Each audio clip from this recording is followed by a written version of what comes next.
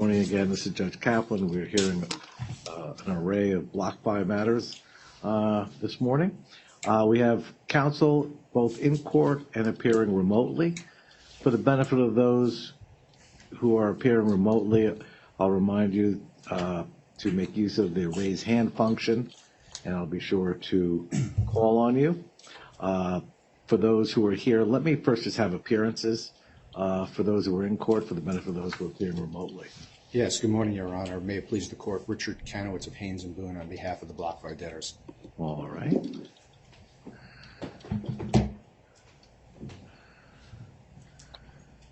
Good morning, Your Honor. Kenneth Ollett of Brown Rudnick for the official committee. I'm joined by my partner, Mike Winograd.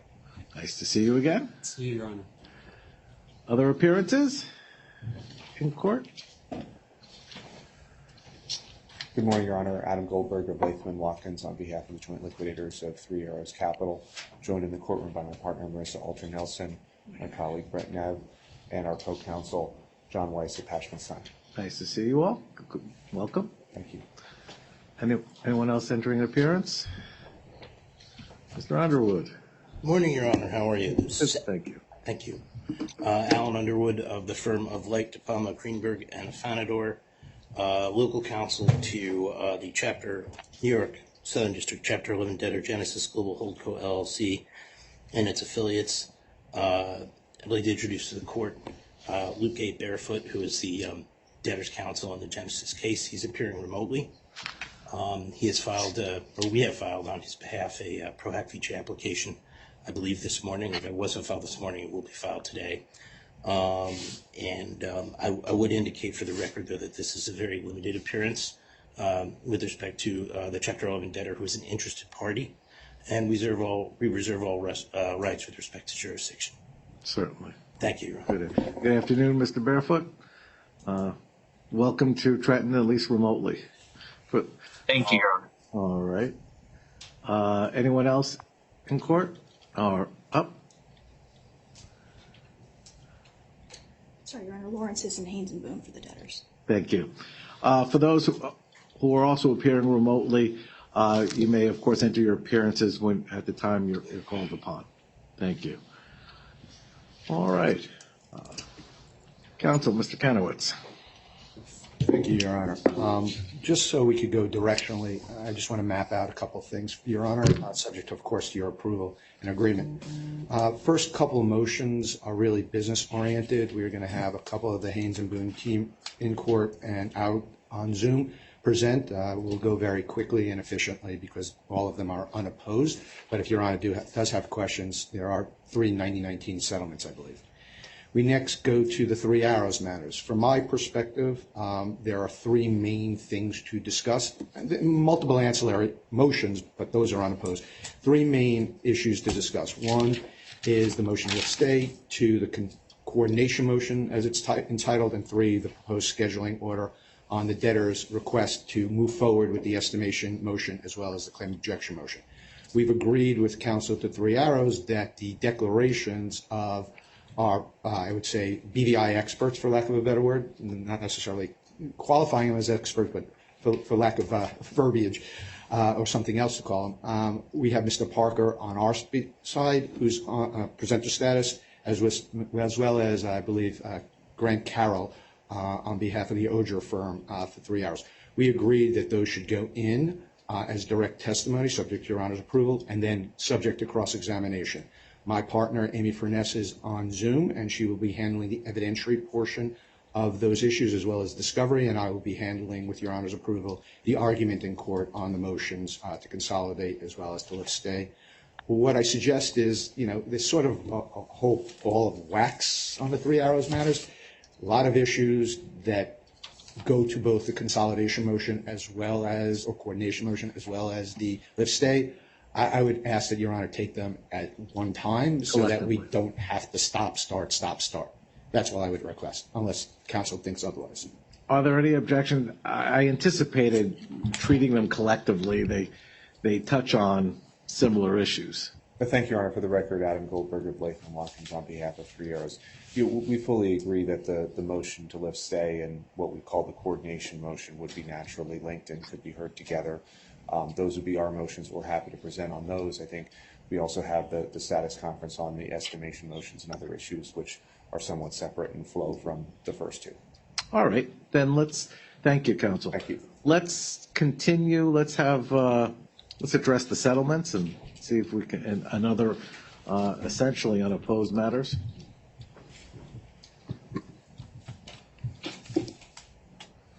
Good morning, Your Honor. Lauren Sisson, Haynes and Boone for the debtors again. Just addressing the motion to quash Rule 2004 subpoena. It's at docket number 1447. The subpoena was issued by a creditor in relation to our objection to their claims on the 7th omnibus. The counsel for the creditor had filed an application and consent order seeking to withdraw, which the court did enter this morning, but because that was pending, we agreed to adjourn the objection to his claims. However, the motion to quash, no response was filed, and it's our understanding that it's not opposed, so we would just ask that the court enter the order quashing the subpoena. All right, this is at 1447? Yes. All right, and I'll do this for the benefit of my court recorder. Wendy, it's number 4 on the calendar, and the motion will be marked granted. Thank you. I'm just going to turn it over to Jordan Chavez, who'll be presenting the deserved settlement motion. Good morning, Ms. Chavez. Good morning, Your Honor. Jordan Chavez of Haynes and Boone on behalf of the debtors. I'll be addressing the second item on the agenda, which is the proposed deserved settlement filed at docket number 1672. I want to thank Your Honor for hearing this matter on shortened notice, and here with me today is Ms. Megan Spillane of Goodwin Proctor, who is counsel for deserved. All right, please continue. The parties have been in negotiations for some time now, and we're pleased to be before Your Honor today with a mutually beneficial settlement. As noted in the pleadings, Deserve was BlockFi's business partner in connection with the BlockFi credit card program, and the proposed settlement really has 3 key parts, Your Honor. The first addresses the fees owed, the second addresses the collateral account, and the third is Deserve's potential indemnity claim. So I'd just like to briefly address each part for the record.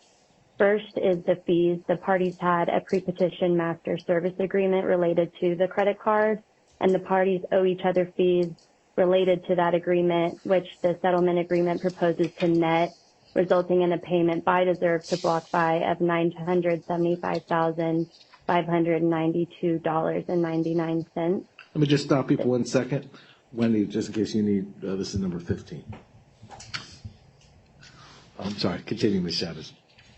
No problem. Thank you, Your Honor. On the second part, this addresses the collateral. The parties, when they entered into their business relationship, executed a collateral account agreement through which BlockFi established a collateral account in Deserve's name as security for certain credit card accounts that were flagged as credit risks for Deserve. And that account currently has just over $4.5 million in it, but the current open balances on the collateralized credit card accounts total approximately $1.37 million, leaving Deserve significantly over collateralized. So the proposed settlement agreement provides for Deserve to retain in the account an amount that's sufficient to cover those current open balances, so the $1.37 million, and make an initial return to BlockFi of the remaining excess collateral of $3.13 million. So if the settlement is approved, it will result in an initial payment to Deserve to BlockFi of just over $4.1 million. The settlement also provides Deserve with the ability to draw down on the collateral account for the current outstanding delinquent receivables owed on the cards after providing notice to BlockFi, and will continue to do so if the settlement agreement is approved until there's no longer an open balance. Deserve will provide monthly and quarterly reporting to BlockFi and pay BlockFi any recoveries that may result from payments made by the cardholders to Deserve. The third and final part, Your Honor, is that Deserve did file a proof of claim in this case regarding its right to seek indemnification under the agreement. Deserve has not yet established an indemnifiable claim, but the settlement agreement provides that it has 160 days post-effective date to come forward and establish that it has an indemnifiable claim, and BlockFi will, or the wind-down trustee will then have the right to review that claim and object, and any allowed portion of any indemnifiable claim will also be paid out of the collateral account. If there are insufficient funds at that time to cover the allowed indemnity claim, then the remainder would be treated as a general and secured claim of BlockFi Inc. Any excess in the account, or to the extent there's not an allowed indemnifiable claim, but the collateralized partner card accounts are paid off, that amount will then be turned back over to the BlockFi estate as well.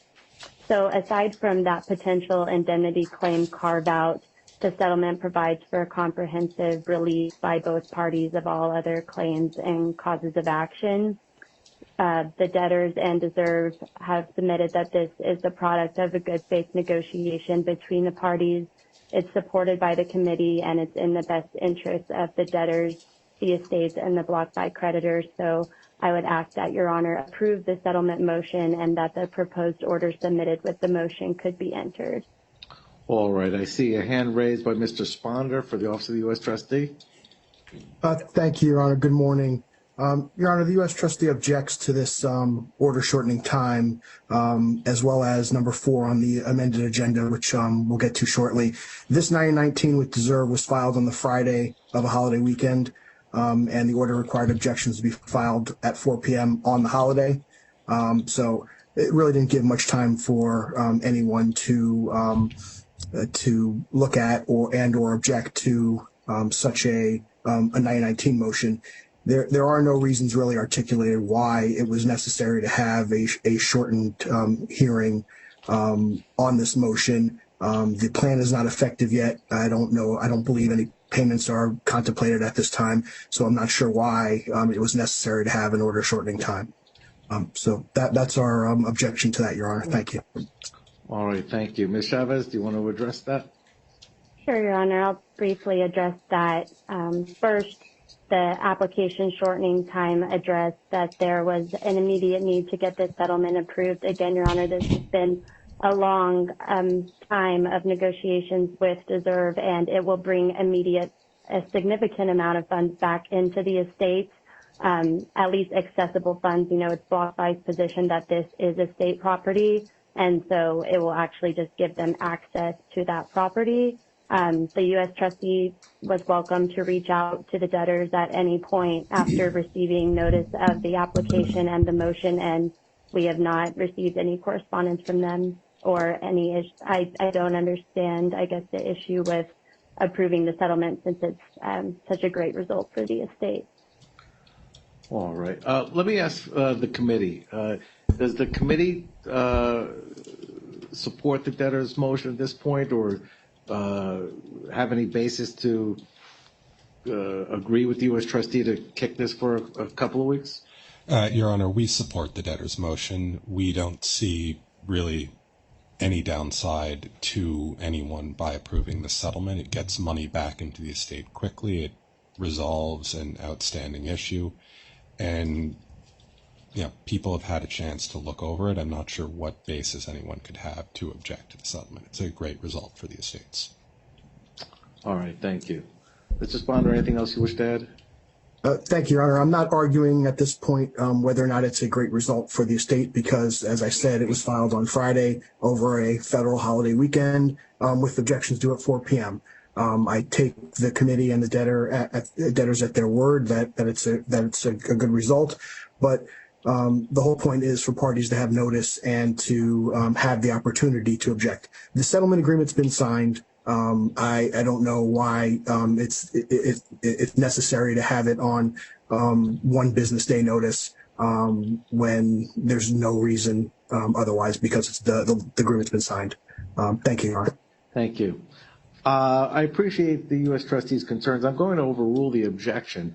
To the extent any party, creditor or other party in interest is in court with concrete concerns and wishes to raise any issues or wishes additional time to raise any of the issues, the court certainly would have been amenable. From the way this case has been handled, the parties that likely would have had information on the settlement to raise the concerns would have been the committee or other parties during the course of the case. No one has spoken up. It's really been a two-party matter. And absent a party requesting additional time with concrete reasons to look or to raise concerns, I'm going to overrule the objection. I think that it's always better to get the money in. It's a general rule of thumb. So I appreciate Mr. Sponda the concerns, but I will overrule the objection. Thank you, Your Honor. You're welcome. All right, so the number 15 is granted. There's also with it, I believe, let me see. No,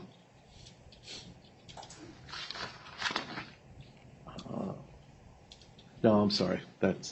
I was looking to see if there was a motion to seal that went with it. No problem, Your Honor. That's the next two matters, actually. So with that, I will turn it over to Mr. Ferris, who has more good news of settlements to address with Your Honor today. Oh. All right. Good morning, Mr. Ferris. Good morning, Your Honor. Matt Ferris with Haynes and Boone on behalf of the debtors. I'll take the next two matters on the agenda. Matter 3, Your Honor, is the debtor's motion to approve a settlement agreement with U.S. Farms that's filed at docket number 1479. Briefly, by way of background, as Your Honor may recall, earlier in this case, the debtors ran a sale process for a substantial portion of their self-mining machines.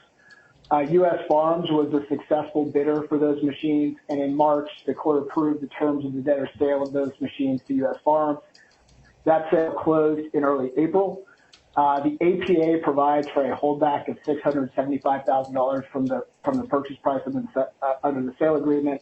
That amount is still currently being held in escrow. The APA also contemplates a purchase price reduction mechanism in connection with disputes over delivery of the machines that were purchased. And after the sale closed in April, a dispute did arise regarding the type and condition of the machines that were delivered by the debtors in connection with the asset purchase agreement. The debtors, for their part, point to a cap on the purchase price reduction in the APA of $407,500. U.S. Farms, on the other hand, asserts that their damages as a result of the machines that were delivered are well in excess of that cap, and also assert that under the circumstances that cap shouldn't apply to this dispute. The parties have been negotiating for some time and ultimately were able to reach a resolution of this dispute, under which the parties agreed that the total purchase price reduction will be $527,500. So in effect, that is the deduction cap plus an additional $120,000. And that will be in full and final satisfaction of the damages claims that U.S. Farms has asserted under the APA. Again, I think importantly for purposes of the estate, those funds are currently being held in escrow, so those funds would just come out of the funds that are in the escrow account, and the balance of the funds in the escrow account would then be able to be released back to the debtor's estate. As noted, there is a mutual release of claims contemplated in the settlement agreement. Your Honor, our papers discuss the Martin factors for approval of settlements. We believe that this settlement qualifies and should be approved. The settlement is the product of robust arm's-length negotiations between the parties. The debtors, in consultation with the Unsecured Creditors Committee, believe that the settlement is in the best interest of the debtors' estates, creditors, and stakeholders. There were no formal or informal objections received to the motion to approve the settlement. And unless Your Honor has any questions before I cede the podium, we would request that the court approve the settlement. One housekeeping matter, Your Honor, there is a declaration that was filed as an attachment, a declaration of Mark Renzi in support of the settlement agreement. Mr. Renzi is in the courtroom virtually and has presenter status. We would ask that that Mr. Renzi's certification be admitted for purposes of the motion. All right, thank you. I will accept into evidence his declaration. I will open up Mr. Renzi to any cross-examination of any party who wishes to make inquiry. As with the prior motion and with all the settlements, the court has reviewed the underlying documentation in order to assure itself that the In re Martin standards have been met.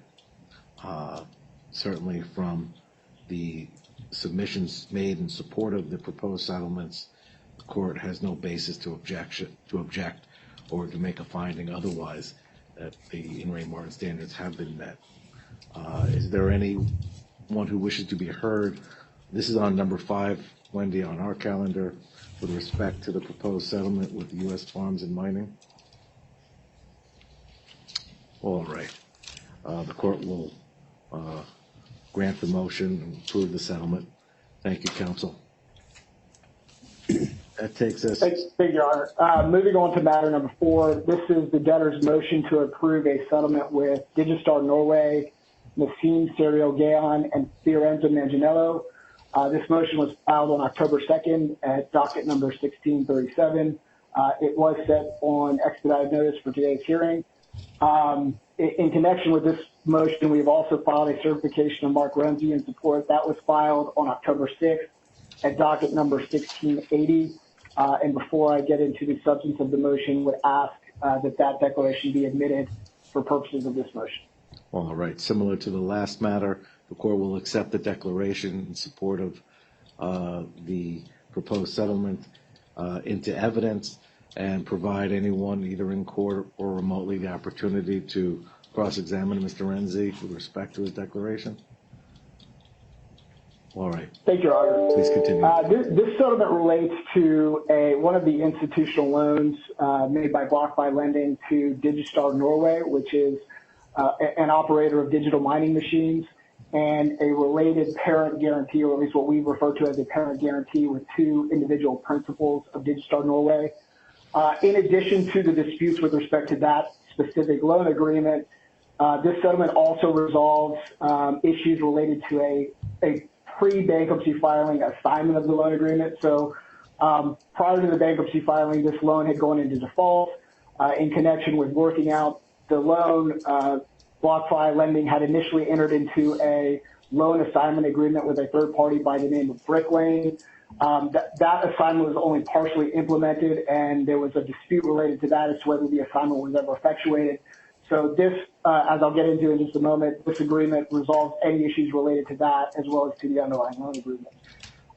Your Honor, this was filed as a standalone motion. Your Honor may recall, we do have institutional loan procedures and institutional loan procedures order. We have sought approval of a number of these prior loan settlements under that procedures order. But because the structure of this is a little different in that we're actually assigning the loan as opposed to just entering into a settlement agreement, we felt that it was appropriate to do this as a standalone motion. That being said, there are notice procedures under the institutional loan procedures order that we attempted to comply with, specifically providing advance notice to the U.S. Trustee's Office and the SEC, as well as to the Unsecured Creditors Committee of unsealed terms of the settlement agreement. So that actually turns to the sealing issue, Your Honor. Let me address that briefly. As mentioned, unsealed copies of the settlement or the assignment agreement, more properly called, have been provided to the Unsecured Creditors Committee, the U.S. Trustee's Office, and the SEC, consistent with the loan settlement procedures. Your Honor, we do have a number of continuing loan collection actions that are pending and remain pending. Each of those loans is a standalone loan. The circumstances are different. So notwithstanding that we are settling this one, we think it's important that the terms of the settlement in this particular instance remain confidential so as not to affect our ongoing prosecution and negotiation of settlements with respect to some of these other loans in the institutional loan portfolio. Your Honor, the settlement and the assignment is the product of extensive arm's length negotiations that we believe provide substantial value to the debtor's estates. As I mentioned, we do want to keep the specific terms of the assignment payment amount confidential, but it does provide for a meaningful cash settlement payment to the estate. It also resolves complex and multi-jurisdictional litigation. Not only do we have the pending adversary proceeding in the bankruptcy proceeding, which was commenced back in February, but there are also proceedings in Norway, which were commenced in March. Based on the history to date, we have every reason to believe that those would continue to be heavily contested and would continue to result in substantial cost to the estate to prosecute. And then lastly, Your Honor, there is a comprehensive release of claims by the settling parties against the estate. So it resolves potential claims against the estate, not only in connection with the loan agreement, but also, as I mentioned, in connection with the pre-petition assignment to Brick Lane. Your Honor, again, our papers discuss the Martin factors, and we believe that this satisfies the standards for approval of the settlement agreement. As set forth in Mr. Rhodes' declaration, the settlement is in the best interest of the debtors' estates and creditors. If I may, just for a minute, Your Honor, to specifically address the assignment, because again, although this contemplates both relief under 9019, it's also a sale and assignment of the loan, and that's how we're effectuating this settlement agreement. Under the terms of the assignment, the assignee, which is an entity called G75 Capital, which is as discussed in the papers, is an affiliate of the defendants in this case. The assignee will pay the assignment payment, which is a substantial payment to the estate. Subject to and conditional upon BlockFi Lending's receipt of the assignment payment, BlockFi Lending will then assign all of its interest in the Digistar loan and the relating loan documents to the assignee. Each of the borrower parties, as we define in our papers, and Brick Lane, who is the pre-petition assignee, will provide comprehensive releases of all claims against BlockFi Lending to the BlockFi Lending estates. And then, again, as noted, promptly after the closing date of the settlement, the various jurisdictional litigation will be promptly dismissed. Your Honor, with respect to the specific assignment and the relief that we've requested under 363, as set forth in Mr. Renzi's declaration, the assignment is a sound exercise of the debtor's business judgment. We believe that the assignment should be approved free and clear of all liens, claims, and encumbrances. Because of the nature of what's being assigned here, which is a loan agreement, we don't actually believe that there are any encumbrances, but to the extent that there are cash proceeds of this assignment that those encumbrances can attach to and be adequately protected. And then lastly, Your Honor, is reflected in Mr. Renzi's declaration. We believe that the parties have acted in good faith. The debtors are not aware of any collusion by any parties. And so for that reason, we believe that G75, the assignee, is entitled to the protection under Section 363M. Your Honor, just lastly, let me briefly address the expedited hearing and the issues raised by the U.S. trustee. Your Honor, first of all, the effectiveness of this assignment agreement is conditioned on entry of an order approving the assignment. And also that starts the clock ticking on the assignee's obligation to pay the assignment payment.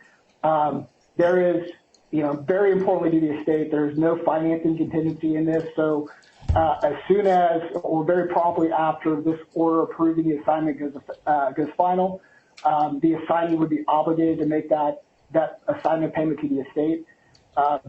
Working back from those timelines, we expect that this would close before the end of this month, so resulting in a substantial recovery to the estate within the next few weeks. And also, Your Honor, again, because of the multiple venues that we have litigation going on. One, we don't want to dismiss anything until obviously the assignment goes final and the assignment payment has been funded. But we also need to make sure that that's put on pause while this has time to close. So we've asked the courts in Norway to pause those proceedings.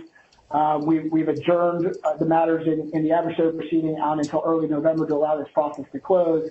But obviously there's multiple moving pieces here, and the more times we have to go back and request additional extensions or pauses, one, way as to how that's handled, and two, there's a cost to that. So not only are we anxious to get the settlement payment in as soon as possible, to stop pushing off the litigation and just have this resolved hopefully by the end of this month, and then be able to properly. I think we're having a little trouble. And I will see the podium here, but unless Your Honor has any additional questions for me, we would ask that Your Honor approve the settlement and assignment in substantially the form of the proposed order attached to the motion. All right, thank you. We had a little problem with internet connectivity, possibly on our end, but I certainly got, I think, 99% of what was being argued. Wendy, for our records, these are numbers 13 and 14 on the calendar, 14 being the motion to seal. Let me turn to Mr. Sponder. Good morning again. Good morning again, Your Honor. Jeff Sponder from the Office of the United States Trustee. Your Honor, the same objection that we raised with respect to deserve is that we don't think this should have been on shortened time. I'll leave it at that. I've already argued it. Your Honor's already ruled on the deserve motion, and I'll leave it at that. Thank you, Your Honor. Thank you, Mr. Sponder. Let me ask, Mr. Ferris, is there also with the application a waiver of the 6004H requirement? There is, Your Honor. All right.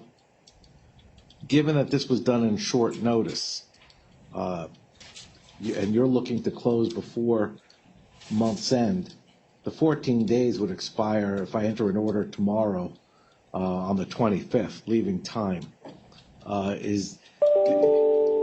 It's a means to balance the concern of the trustee if somebody wishes to come in, ask for reconsideration or a stay or an appeal. With respect to the U.S. trustee's objection, I note the same. All it would have taken is one party in interest, a creditor or otherwise, to come before the court today to give notice, to express a concern that their additional time was warranted to investigate, to review the transaction. The court would have accommodated to some extent, even if it was for a week. But Yeah. since Your Honor, and Mr. Watson's on for the defendants, and I'll let him speak for his client, but it's our understanding, candidly, Your Honor, that the defendants would not have closed until after the order has gone final anyway. So I think that's where you're going is certainly acceptable to the parties, and that still allows us to close, assuming no issues with the order going final. That would still allow us to be in a position to close before the end of the month. at least if it offers an avenue for parties to come back to the court. The doors are always open in case there is an emergent issue or an opportunity to make inquiry into the merits of the settlement. The court has reviewed the settlement and the declaration supporting it and finds no basis certainly to contest that it satisfies the In re Martin test, and certainly represents meaningful dollars into the estate and the avoidance of complex litigation in multiple fora and at a substantial cost. I assume the committee's on board with the sale, with the settlement. Yes, Your Honor. Actually, it is a sale and assignment. So the court will approve it absent, and will strike the waiver of the Rule 6004H requirement. Assuming we have the order tomorrow, we'll enter the order as appropriate. Mr. Sponder, was there an objection to the motion to seal as well? With respect to this one, no, Your Honor. Thank you. All right. Then the motion to seal will be granted as well. That's at docket number 1680, number 14 on our calendar. Wait, nope, wrong. Docket number 1638, number 14 on the calendar. All right. I think that takes us to the 3AC matters. Yes, it does, Your Honor, and it is 3AC's motion and burden. So to the extent that they're ready to move forward, so are we. I would just ask that the witnesses and the declarations go first before there's any argument. This is not a jury trial, Your Honor. You've read the papers. You see everything. And before we launch into argument, I think you should have the declarations in and the cross-examination heard of both witnesses. Thank you. I'll certainly defer to the parties. I question the need for cross-examination as well. But let me hear from movements. Thank you, Your Honor. For the record, Adam Goldberger, Blakeman Watkins for 3 Arrows. We agree with Your Honor. We'd move to have the declarations admitted. We're happy to have them admitted without cross-examination. We don't see a need for cross-examination either, but Mr. Canlis would like to. Our witness will be available via Zoom. All right. Is there an agreement, or No, Your Honor, we believe that Mr. Grant Carroll's declaration needs to be illuminated for Your Honor. There are some vague and missing pieces to that I believe is key to some of the arguments being made by 3 Arrows. So I just think that Ms. Furness will handle that, and she'll do it expeditiously. all right? Well, then what's good for the goose, as they say in the gander. It's open for all sides. Why don't we then? There's no objection to the declaration coming in as direct testimony. That leads simply the cross of Mr. Carroll, correct? Correct. And do we have Mr. Carroll remotely? There you are. Good morning, Your Honor. Good morning. There you go.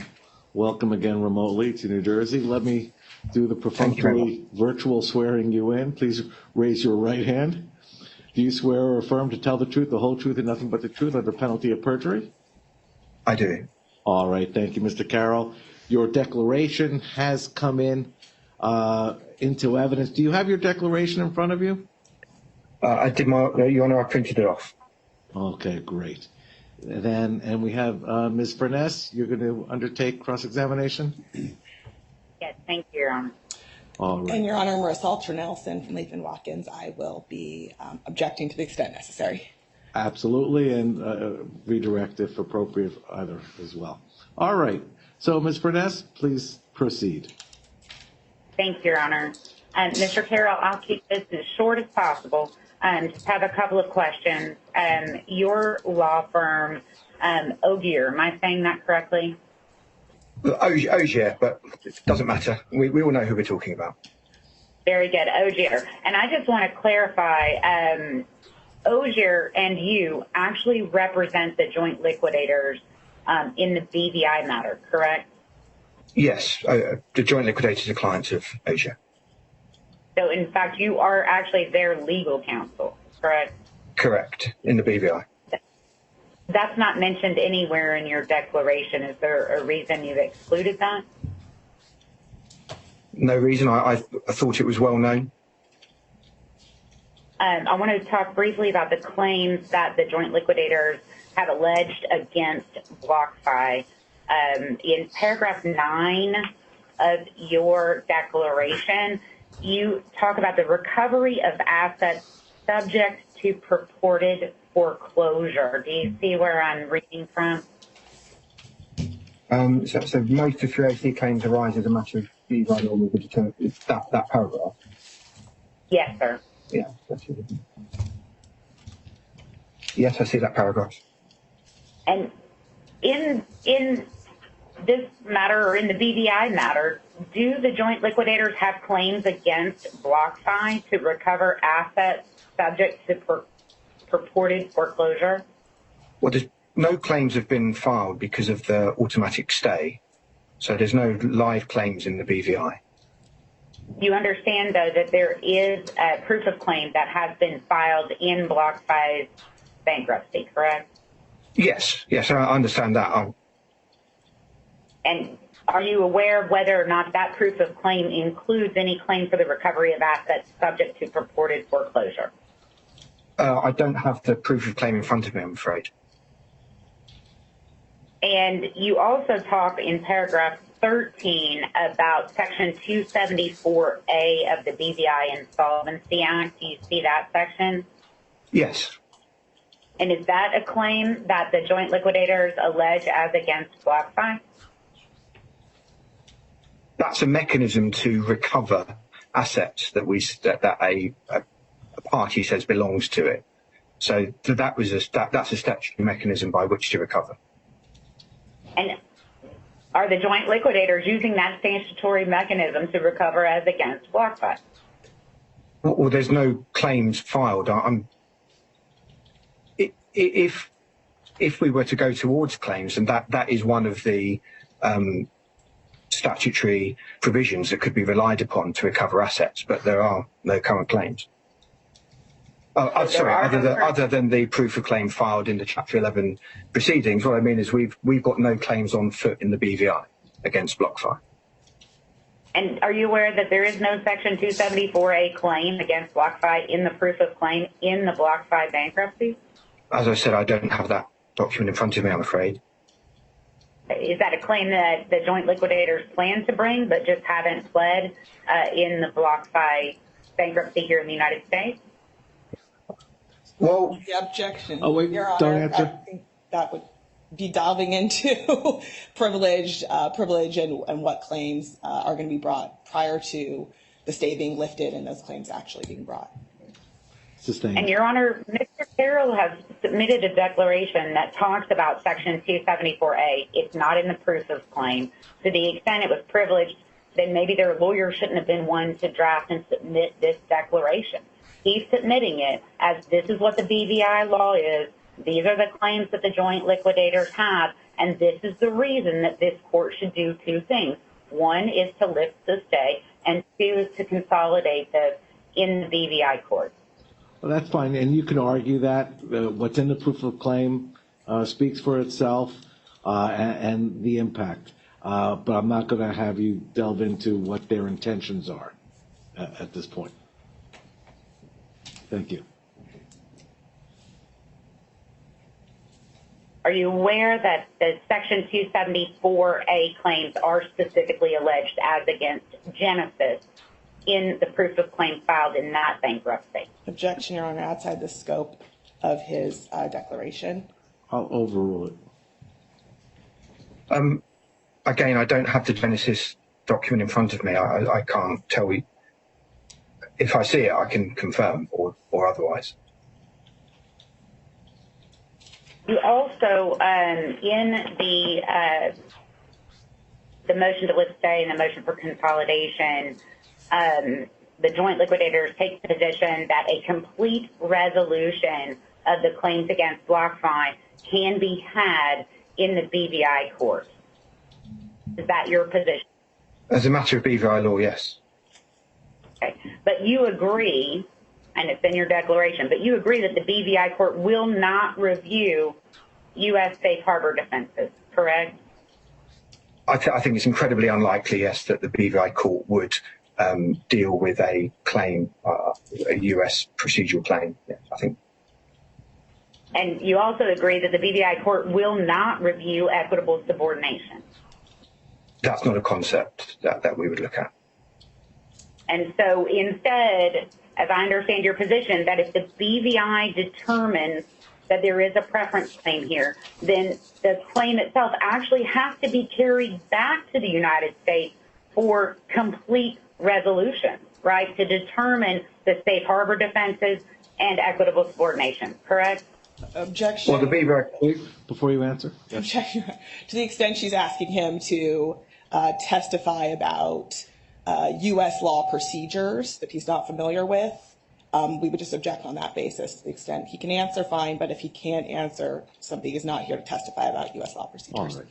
Thank you. And Mr. Your Honor, Carroll? if I may I respond just Yes. briefly, Your Honor? Because what Mr. Carroll swore to in his declaration, and I'll quote this as a very last sentence in the declaration, I understand from the liquidator's U.S. attorneys that such defense may only potentially become relevant in the context of this court's determination following the entry of a judgment by the BVI court on the 3AC claims as to whether such judgment may serve as the basis of an allowed claim for debtors in their Chapter 11 cases. He swore to that. I'm going to overrule the objection. Mr. Carroll, you can answer the question to the best of your ability. Could you please repeat the question? Absolutely. Thank you. If the BVI court determines that there are preferences here, that decision has to be carried back to the United States for a complete resolution of the safe harbor defenses and the equitable subordination, correct? Well, from a BVI perspective, the end of the matter would be the claim. So there'd be the unfair preference claim, and if the court makes a determination, to the extent that there are any US law issues that the BVI court don't deal with, then yes, I agree that they would have to be dealt with elsewhere. So in the BVI proceeding, BlockFi would lose its ability there to argue safe harbor or equitable subordination. Well, whether or not it loses, I don't know if it loses its ability to argue that before the US court, but in the BVI court, I don't think that they would be relevant defences for the BVI judge to consider.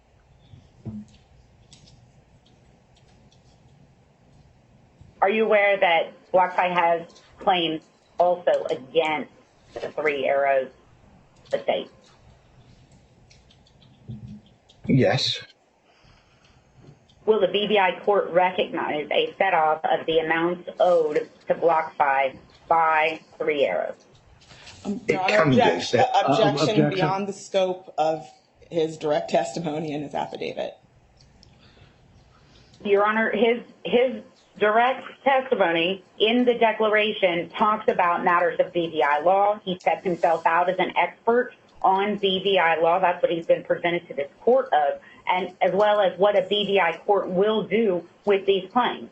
And I think it's only fair, especially considering the issues that the Three Arrows joint liquidators are trying to take away substantive rights from BlockFi, to investigate that. Your Honor, we'd obviously disagree with the characterization that Three Arrows is trying to take away any substantive rights from BlockFi.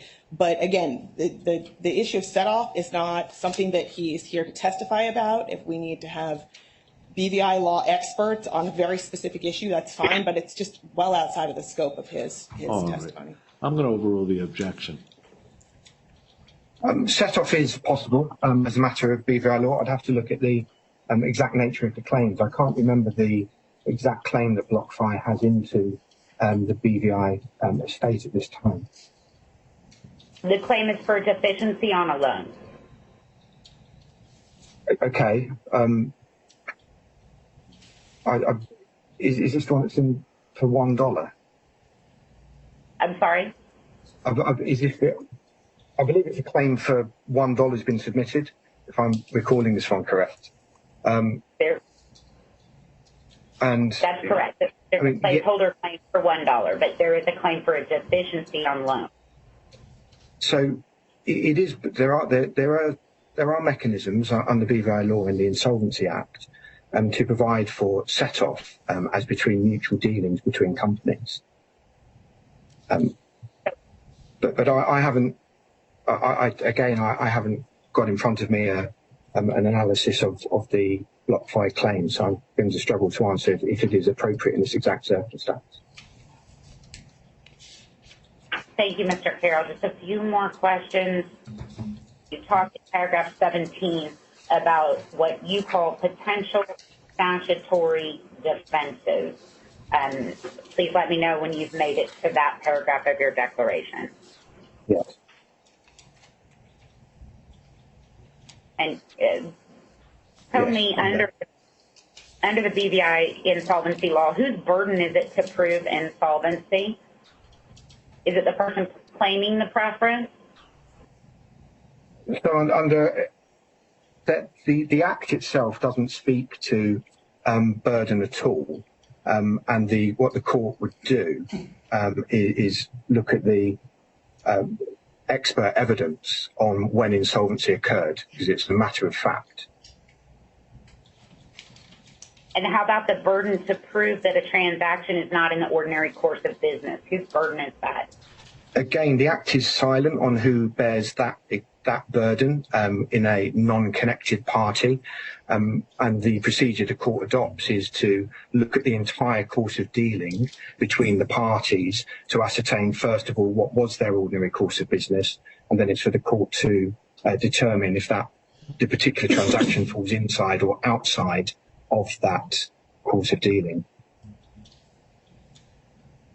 Just a few more questions, Mr. Carroll. When we talk about efficiency, the joint liquidators have asserted that this can be more efficiently addressed in a court separate and apart from the one that you are in today. How much approximately in legal fees have the joint liquidators incurred so far? In their totality, I'm unaware Your of Honor, that I'm number, sorry, I'm I'm afraid. going to object. It's clearly not relevant. It's not something that's covered in this declaration. It's well outside the scope. Sustained.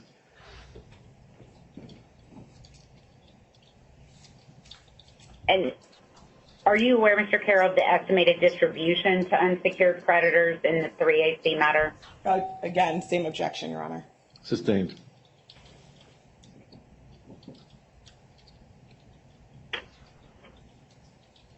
And just for clarification's sake, Mr. Carroll, are you the type of lawyer in the BVI system that actually argues in front of the bar to the court? Yes, my background is as a barrister in England.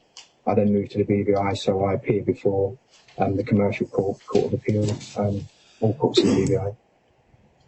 So you are a barrister in BVI? Yes. Okay. That's all. That's all we have. Thank you, Your Honor. Thank you, Ms. Furness. Any redirect? No redirect, Your Honor. Thank you. All right, well, we thank you, Mr. Carroll, for your time. Don't know whose accent I enjoyed more, Ms. Furness's or Mr. Carroll's. Grateful, Your Honor. Thank you. Thank you. Goodbye. Your Honor, we also have Mr. Parker's declaration to go into evidence, and we subject him to cross-examination if Three Arrows wishes, or anybody else. All right. Any objection to the declaration? No, Your Honor, no objection to the Do declaration. you wish to cross-examine? We don't have any questions for Mr. Parker. All right, thank you. Is the record closed then as far as factual basis submissions? Just the two declarations and the cross-examination? Yes, Your Honor. All right, thank you. Then let's proceed to argument. Let me hear from the movement. Thank you, Your Honor. For the record, Adam Goldberg of Latham Watkins on behalf of Three Arrows Capital. I'd like to break down the situation in light of the objections that were raised by the parties here to explain more simply what are the claims at issue before the court, what is it that we're asking of this court, and why should the court grant it. So what are the claims at issue? Three Arrows has asserted essentially two types of claims against BlockFi, which were described in detail in our amended proof of claim filed on September 13th of this year, about a month ago. The first is for unfair preference under Section 245 of the BVI Insolvency Act. The second is a contract and turnover claim in the amount of approximately $10 million that is valued based on the amount of a loan that was made on April 7th, 2022, which was denominated in Bitcoin, approximately 2,300 Bitcoin, net of a collateral position of approximately 31,000 Ether tokens. And so the net value of that, depending upon the data valuation, we put at approximately 10.4 million. The preference claims are the lion's share of the claims, and those are, we've set forth a value in the amount of roughly $270 million. I think Mr. Carroll's declaration has described the elements of an unfair preference claim under BVI law. In his declaration, I'm happy to outline those for the court or move on for the sake of expedience. No, I read through it. I understand them. Okay, thank you, Your Honor. Thank you. There are a number of transfers that are the basis for those preference claims. Those span the period from May 5th, 2022, which was a transfer of 29 million US dollars, and continued until June 3rd, which was a transfer of approximately 6 million US dollar coin tokens. The total of those transfers at various points over that time was we put at $272 million in our proof of claim. And I'm happy to go into more details, but I think that suffices for now. Thank you. So we anticipate that BlockFi will seek to defend against those claims on the basis of whether Three Arrows was insolvent under BVI law at the time of any one of those transfers, whether the transactions were in the ordinary course of business, which is an affirmative defense under BVI law, and whether the safe harbors under U.S. law apply to those transfers, and potentially other issues of U.S. or BVI law that may not have been crystallized yet. I should note it's also very relevant, as was described in our papers, that Three Arrows is asserting BVI preference claims against Genesis, which is a Chapter 11 debtor in the Southern District of New York. And I would highlight that the earliest transfer at issue there was a transfer of valued in the amount of roughly $115 million on May 6th, 2022, and that is the day after the first transfer at issue, in this case, the May 5th transfer of $29 million. To be clear, Three Arrows has an array of other claims against Genesis as well, which I'm happy to outline for Your Honor, but for the sake of expedience, I can move on unless you'd like to hear that. No, it's fine. Thank you. Thank you. So I think that I would highlight, though, that the common issues that arise between the claims that we have in this case and the claims that exist in Genesis are particularly when did Three Arrows become insolvent under BVI law. And as it relates to these debtors, May 5th is the earliest relevant date. As it relates to Genesis, May 6th. Also, other common issues that will arise are whether the transactions occurred in the ordinary course of business and whether the safe harbors of the U.S. Bankruptcy Code apply, which are both issues that the Genesis debtors are also raising. But that is essentially a brief survey of the claims that are currently relevant before Your Honor today for our motion for relief from stay and the coordination motion. So let me be more specific as well of what are we asking from Your Honor today. I think this is an important part of clarity for the purposes of this hearing. First and foremost, we are seeking relief from the automatic stay so that we may prosecute claims against BlockFi in another form. Our preference, being debtors in a BVI liquidation proceeding, is to bring that litigation in the BVI. That is the home court for our liquidation proceeding. It's, in our view, the one most naturally suited to decide the issues of insolvency under BVI law, ordinary course under BVI law as well. And indeed, it will be deciding issues related to the date of insolvency of Three Arrows as it relates to other parties that are not debtors in their own Chapter 11 proceedings, and I believe we put some of those facts before Your Honor under seal. But that is not the only option. It is not necessary, in our view, that these issues be litigated in the BVI.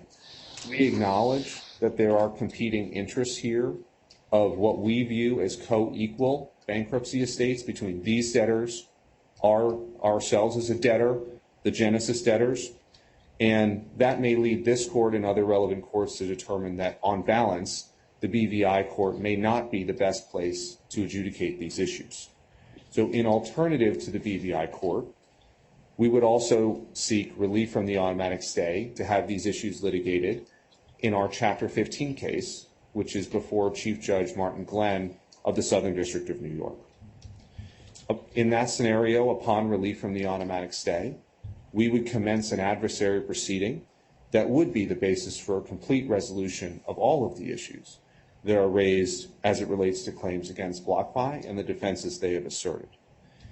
That procedure of an adversary proceeding would also permit consolidation in whole or in part of an adversary proceeding against Genesis if relief from the stay is also granted in the Genesis Chapter 11 case. So that is our motion for relief from stay. As to coordination, today we're only seeking coordination and communication. Ultimately, we would, if successful, we would seek consolidation in whole or in part of our claims against BlockFi and Genesis together. We are not seeking coordination or consolidation as it relates to FTX or Celsius at this time, which was initially described in our motion. As to FTX, we have reached an agreement with them to adjourn our motion for relief from stay and the motion for coordination that we filed in the FTX bankruptcy cases. The parties have agreed on an information sharing period and a standstill in litigation of our claims until at least February 1st of next year. There is a prospect that information development will provide the basis for a settlement or narrowing of the issues that may lead to the possibility that insolvency may not need to be litigated with those debtors. As to Celsius, we are not seeking a judicial cooperation or consolidation at this time, but for different reasons. We have co-counsel at Holland and Knight, who I believe are on the Zoom, and can address the issues related to Celsius now or at the appropriate time in Your Honor's view. So that limits our request for coordination and communication to two other debtors, BlockFi and Genesis.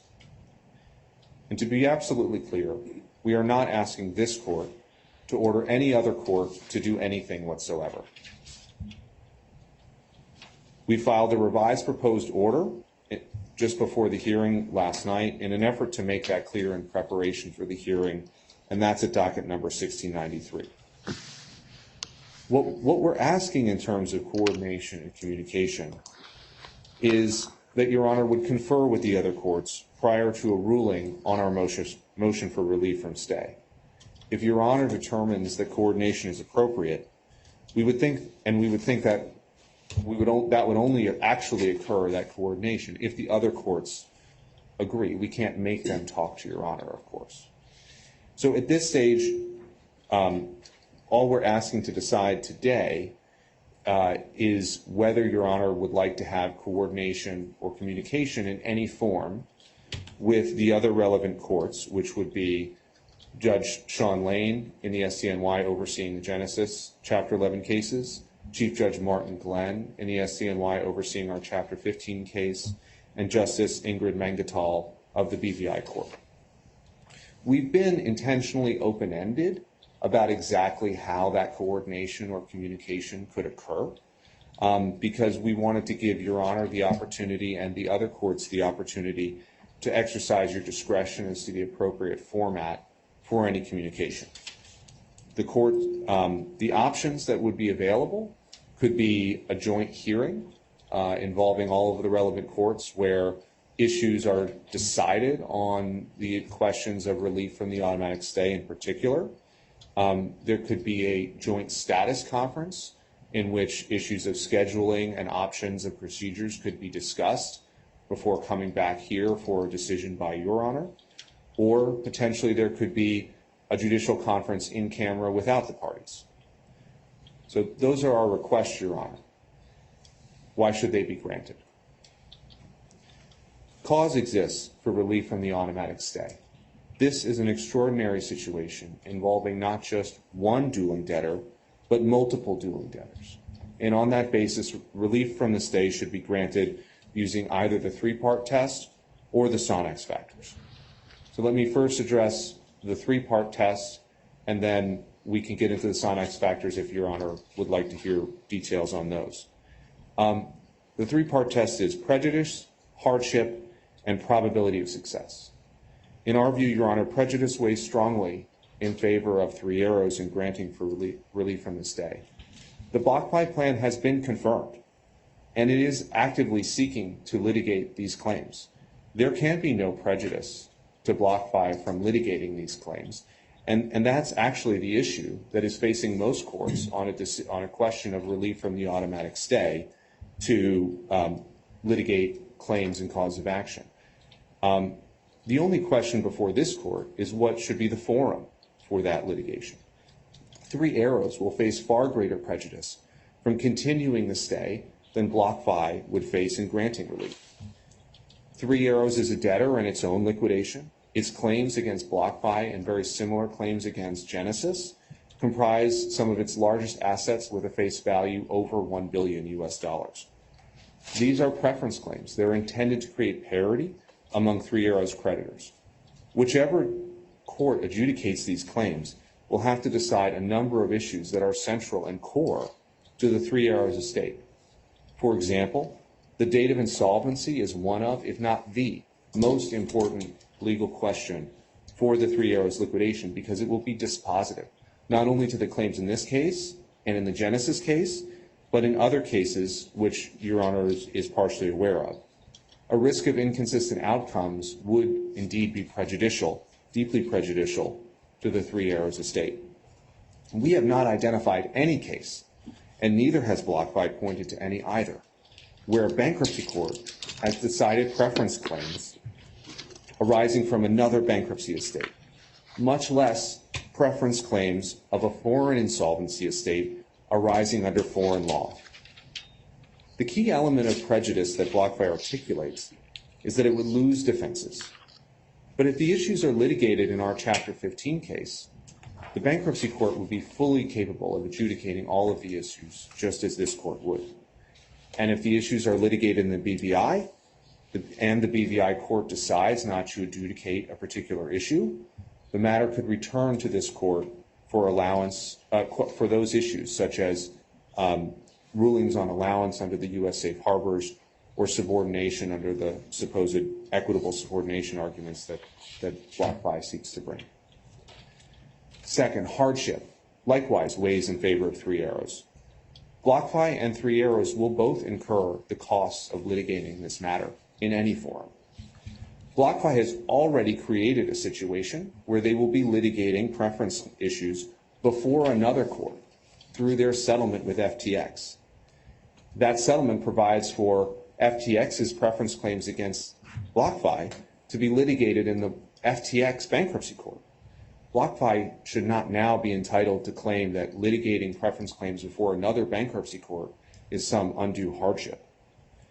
Granting relief from the stay would allow Three Arrows to avoid the very meaningful hardship of having multiple courts hold trials on very similar issues on a very parallel timetable, which both strains resources of the professionals involved, we only have so much time, and also imposes duplicative expenses.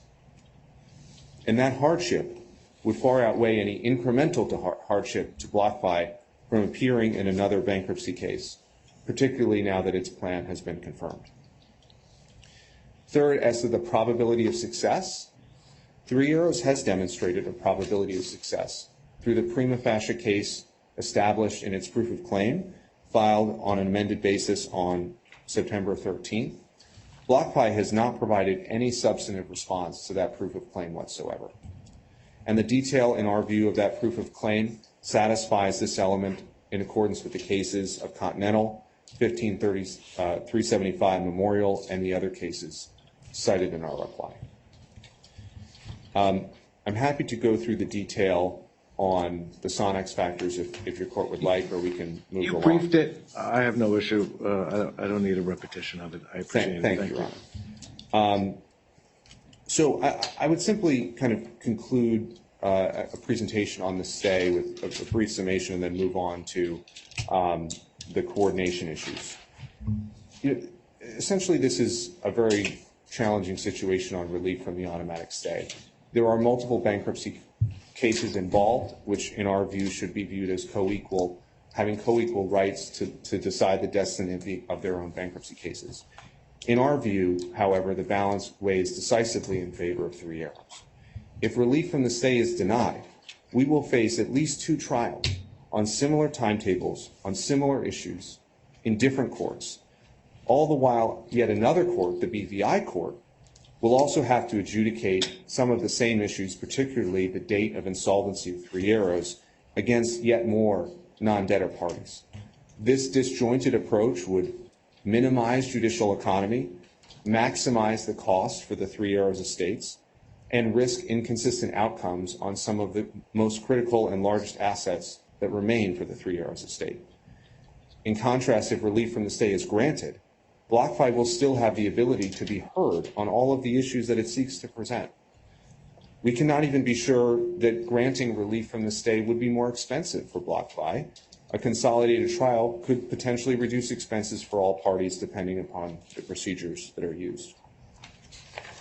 And I'd like to turn more briefly to the premise of coordination and how we would see that unfolding. Essentially, the idea is that upon relief from the stay, we would prosecute the actions either in the Chapter 15 court or in the BVI court. And the authority for that process is very straightforward, particularly as it relates to an adversary proceeding before the Chapter 15 court, which should be readily understandable by the parties and Your Honor. Just to walk through that. Relief from the automatic stay is permitted by Section 362 of the Bankruptcy Code. This court has authority to coordinate and communicate with the other relevant courts pursuant to Sections 105, 1517, and 1525 of the U.S. Bankruptcy Code. There is ample authority for cross-court communication protocols in Chapter 11 cases as well as Chapter 15 cases. Those have been approved in our own Chapter 15 case before Judge Glenn as it relates to other foreign courts abroad. They've been approved in the LATAM Airlines Chapter 11 case and in a series of other cases that were cited in our motion. We also cited a variety of other examples where bankruptcy courts have employed bespoke procedures to address various extraordinary and idiosyncratic situations. One particular example was a joint hearing that was held before 2 different U.S. bankruptcy courts overseeing different Chapter 11 cases, but for the same debtor, where one case was filed in 2016, that led to a plan, and later another Chapter 11 case was filed in 2020, that was Chaparral Energy. So we don't think that the idea of judges having the opportunity to communicate is an extraordinary matter as it relates to the statutory authority. We think the extraordinary situation presented here justifies it. In the context of an adversarial proceeding, should that be permitted to proceed as it relates to our claims against both BlockFi and Genesis, Bankruptcy Rule 7042 expressly permits the consolidation, and that would be the basis for joint proceedings if relief from the stay is granted. To be clear, however, Your Honor, the decision on consolidation is not necessary for you to decide today. And if relief from the stay is granted here and in the Genesis case, whether and what extent to consolidate would be an issue for the court presiding over that litigation. In short, Your Honor, this is the extraordinary situation in which relief from the stay should be granted, in which a practical solution should be crafted to address a very complex situation where you have multiple dueling debtors litigating the same issues on the same timeline in different courts, with the prospect of multiplication of costs for the one debtor that has the least resources. That's 3 arrows. It creates a likelihood of highly inefficient use of judicial resources and a risk of inconsistent outcomes. There is a statutory basis and a path under the rules to permit consolidation of the BlockFi and Genesis litigation. We filed the coordination motion as a way to tee up this court and the other relevant courts to have the opportunity to communicate about what a process should look like, and with an opportunity for notice and all the parties to be heard on how that communication should occur as well. So we look forward to Your Honor's direction. All right, thank you. Let me have a quick question. Yes. It would seem that certainly insolvency is the primary issue with respect to prosecuting a preference action. But whether or not, even if there were a claim for a preference recovery, whether or not that claim is subject to the safe harbor defense or subordination, still has to be resolved either by this court or it has to be resolved outside of the BVI, correct? According to the testimony that we have from our BVI law experts, yes, the U.S. law issues of the safe harbor defenses and the equitable subordination issues would have to be addressed by a U.S. court. That could be done here or in the Chapter 15 court. And we think, Your Honor, there are advantages to having those issues determined by the Chapter 15 court, because the questions of the safe harbors as well as equitable subordination will involve common issues of law and fact. As it relates to the safe harbors, I don't think anyone's aware of a case in which the U.S. safe harbors have been applied to cryptocurrency lending transactions and related transfers. Those are going to be complex and unprecedented questions. It likewise creates the prospect of inconsistent outcomes to have 2 bankruptcy courts simultaneously adjudicating those issues. Don't we have inconsistent rulings on issues of law across every bankruptcy court on some of the most significant issues as we stand? That's a risk courts face and parties face every day. It is, Your Honor, but rarely, and it shouldn't be, in the same bankruptcy case, which is the bankruptcy case of 3 arrows.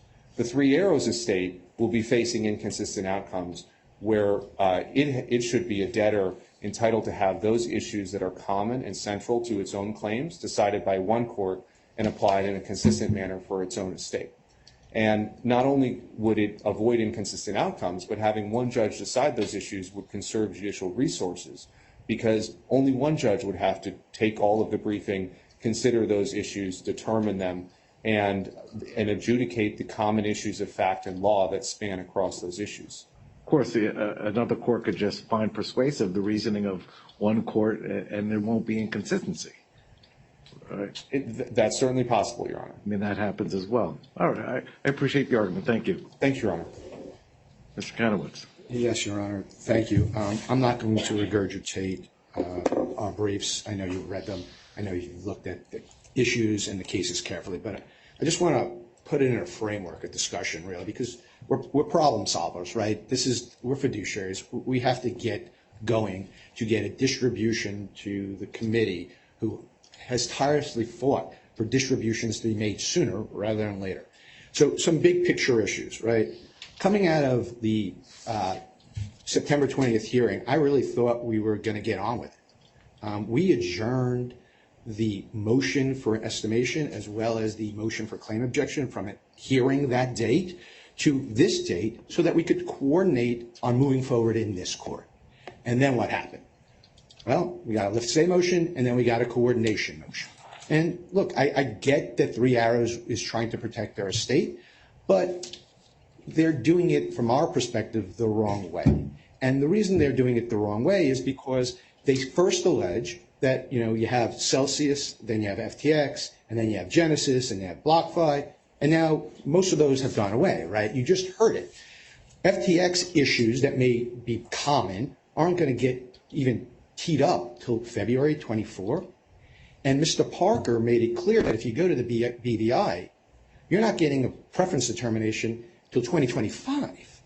So how do you move these things forward? Well, you move these things forward by filing a claim here because you're seeking a distribution here. Let's be very clear. FTX went away.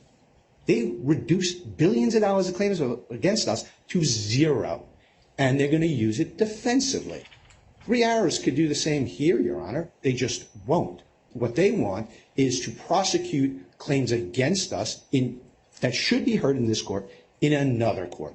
That is extraordinary. That is unheard of. Really what they want, Your Honor, even though there's a lot of paper out there, really what they want is something simple. They want you to not resolve their claims against this estate in this court. They want you to read out, strike out, or abstain, however you think about it, the key language in Section 502 of the Bankruptcy Code, which says, the court shall determine the amount of such claim which is objected to and shall allow. They want to read out under 502C the estimation. Again, there shall be estimated for purposes of allowance under Section 1 any contingent or unliquidated claim. They want to take that away, Your Honor. They want to take away your core in rem jurisdiction and basically have you say, go fight somewhere else. We'll see what happens years from now, months from now, under whatever protocol some other judge decides, and then come back here, and then we'll have further litigation. That just doesn't work, Your Honor. The bottom line is, and these fiduciaries, and they are fiduciaries, remember, there's no company here.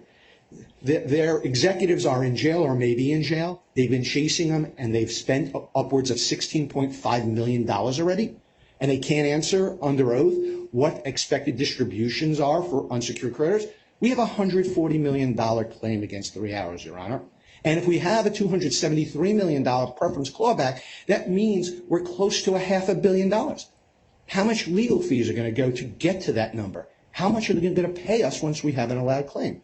None of that is discussed, Your Honor. But Mr. Parker's declaration goes into all of that, how difficult it's going to be for us into the BVI court. And so we do not think that going to BVI makes any sense, putting aside the jurisdiction issues. Now, does it make sense to go into Chapter 15 court? I don't believe so either, Your Honor. This is in your in rem jurisdiction. If they want a distribution from their court, they should proceed here under the federal rules as well as the bankruptcy code. They talk about insolvency. I thought Your Honor was going to go down a path, and again, I'm not suggesting this, but it's a way of thinking about it. Why do we have to talk about insolvency in a preference? Under Chapter 7, you get a presumption that can or cannot be challenged. And I'm not saying we're going to give them that presumption, but couldn't Your Honor determine on a facts and circumstances basis what our defenses are first without even talking about insolvency? It has nothing to do with Genesis. We had specific loan agreements with margin calls, factually completely opposite of what Genesis is doing. Okay, we don't even know what Genesis was doing. We don't care what Genesis was doing. We care about the facts and circumstances of what BlockFi and Three Arrows was doing. That's what Your Honor should focus on. So this insolvency point is really a red herring and could be dealt with in a timing situation. Your Honor could find, through estimation, for example, that their claim is rough X, and we have a setup for Y, and cap that claim. Estimation allows us to move forward with distributions to unsecured creditors immediately. The standard for estimation is completely different than the standard for an objection to claim, which is really a trial on the merits that has legal and factual issues. So what we want to do is we want to get to estimation as soon as possible.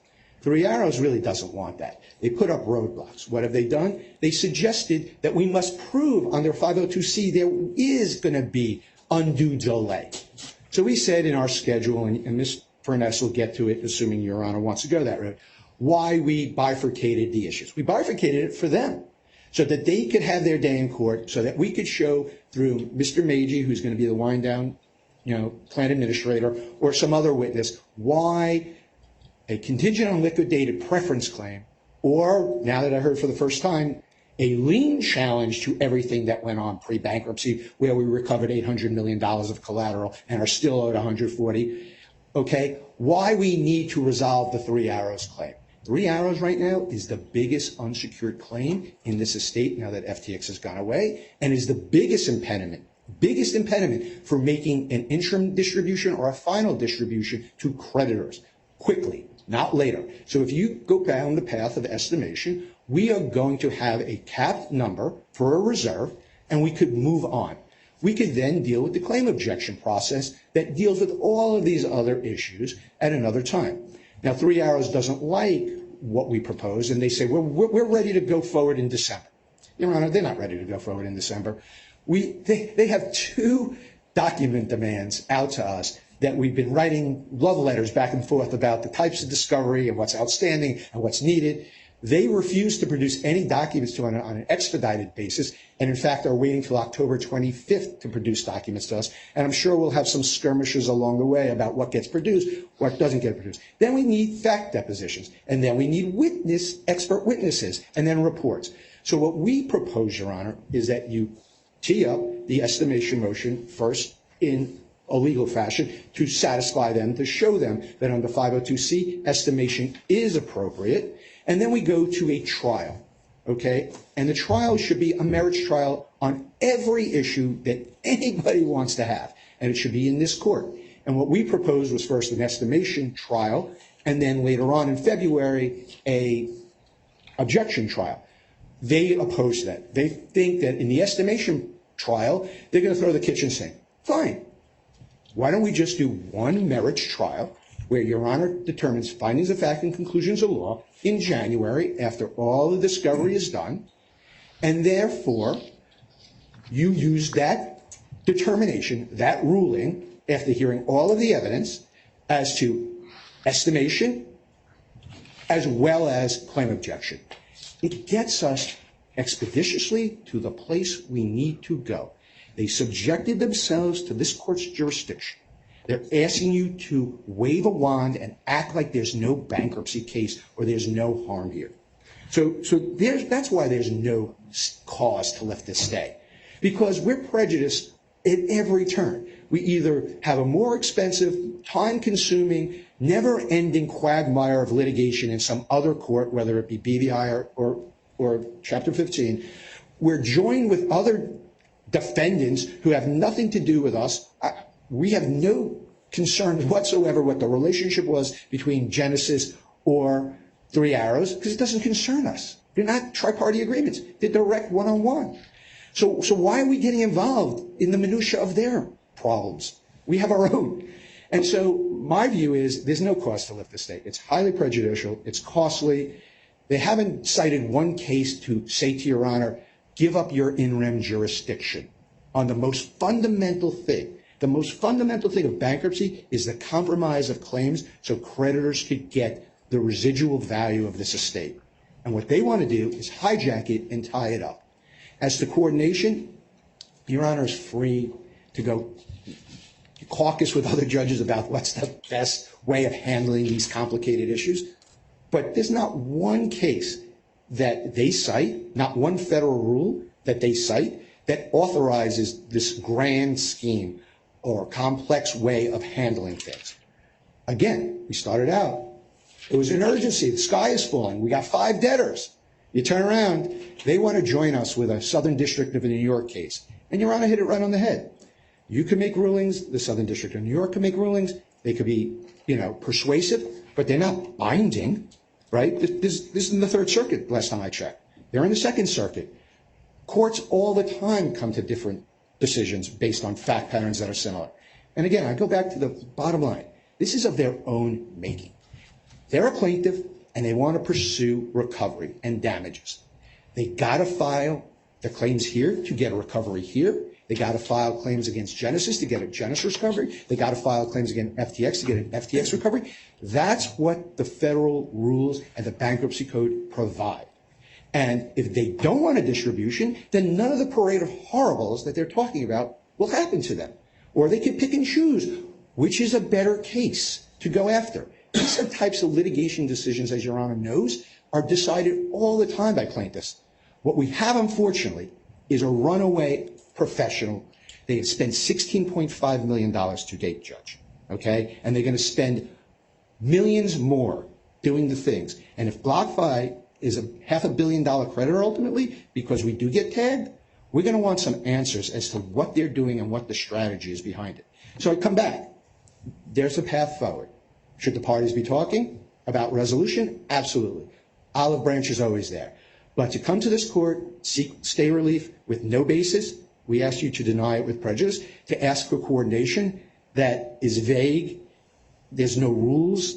There's no understanding of how it's going to proceed, and ask us to be, locked down for months, if not years, in somebody else's proceeding. Just not appropriate, given we are poised now with a confirmed plan to move and make distributions to unsecured creditors sooner rather than later. What they ask is for us to wait until they get ready to prosecute claims against us. So that, Your Honor, is my argument on lift stay, as well as coordination.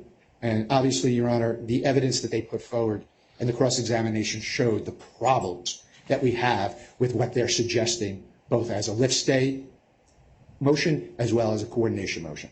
So unless you have questions.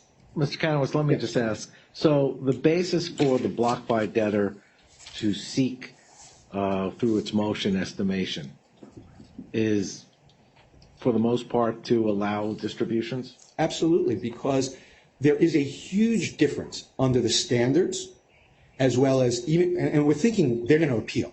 Like, we know they're going to appeal. Whatever Your Honor rules, they're going to appeal. But the standards on estimation really is a summary proceeding. Your Honor could canvass the issue. You don't need full briefing. People want to get you want full briefing. You could do basically whatever you'd like, provided you see a contingent on liquidated claim that causes undue delay in distribution. And so that is completely different than the type of trial on the merits of a claim objection with defenses there too, some of which are their burden under BVI law, and some of which obviously will raise as defenses, whether it's 546E, 502D, 502H. But another way of looking at estimation is also essentially a hearing to fix a proper reserve, if anything, correct? Yeah, it's only for distribution purposes. So again, for example, Your Honor, and again, I'm just throwing it out there. It's not binding. I'm not suggesting. Your Honor can say, look, 283 is your top number. They have 140 million. I don't think you're going to win on preference, and the loan documents say what they say. I'm going to reserve it for $100 million. Now go litigate to get that $100 million. You could do that because it's within your discretion to do it. That is far different than us litigating to the death that they have zero claim, because they don't have the ability to tag us on a preference. And this is key, Judge, and it's slippery. They want to challenge liens, okay, on our foreclosure. They're gonna bring other claims, okay. Whatever they filed in their amended proof of claim, we believe is inappropriate. They didn't seek relief from Your Honor. The initial estimation and claim objection was their original claims filed. They just filed a reply and put new claims in. So we have that burden to deal with, and we will. But I assume Your Honor may let them amend their claim and get on with it, as opposed to the procedural types of things that they just took for granted and just filed claims and now stand up to Your Honor and say, oh, my amended claims support lifting this stay. No, your amended claims were actually in violation of the bankruptcy code and the bar order. But putting that aside, okay, the answer is estimation is for a specific purpose that allows us to make distributions to creditors, because we box in our downside risk to 3 arrows. That's why we want estimation. You can't estimate a lien challenge. You can estimate the preference. As to the lien challenge, if they're really asserting it, that goes directly to Your Honor's interim jurisdiction. You said it before with the emergent Robin Hood pledge. Your Honor has core determination over what is property of the estate, including collateral that served as the underlying loan that we recovered over $800 million before they slipped into bankruptcy. So, you know, I'm literally aware of you just lifting the stay or agreeing to coordination, and next thing you know, we have a ton of other claims now filed against us because Your Honor allowed it. If they wanted, again, I'll just keep chirping. If they want a distribution, they have to abide by the bankruptcy code. They have to abide by the bankruptcy rules. And only if Your Honor wants to abstain or not enforce 502 and the jurisdiction granted to you by Congress, we'll deal with that if Your Honor makes that ruling. All right, thank you. Before you respond, I'll let you respond to anybody else who wants to weigh in. For the committee? Yes, Your Honor.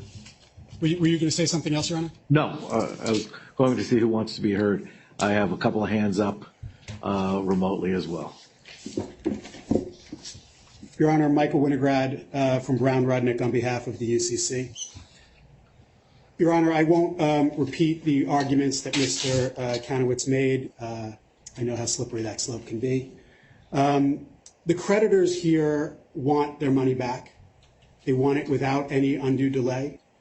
This idea of some open-ended concept that maybe we'll figure it out as we go in terms of coordination, and by the way, we just dropped 2 out of the 4 parties that were supposed to be part of that coordination, is just going to delay and won't achieve anything now. Talk about that in a moment. And the bifurcation of a single issue.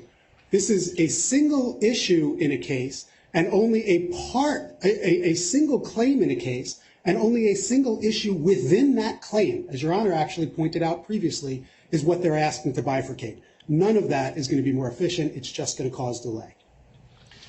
3AC liquidators, Your Honor, want one court to decide what they claim is the same issue. When was 3AC insolvent? It's not really the same. There are different transactions. You'll have to look at each transaction date. So the whole premise is flawed to begin with.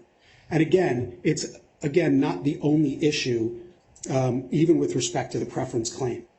And coincidentally, the liquidators want that one court to be one of their courts.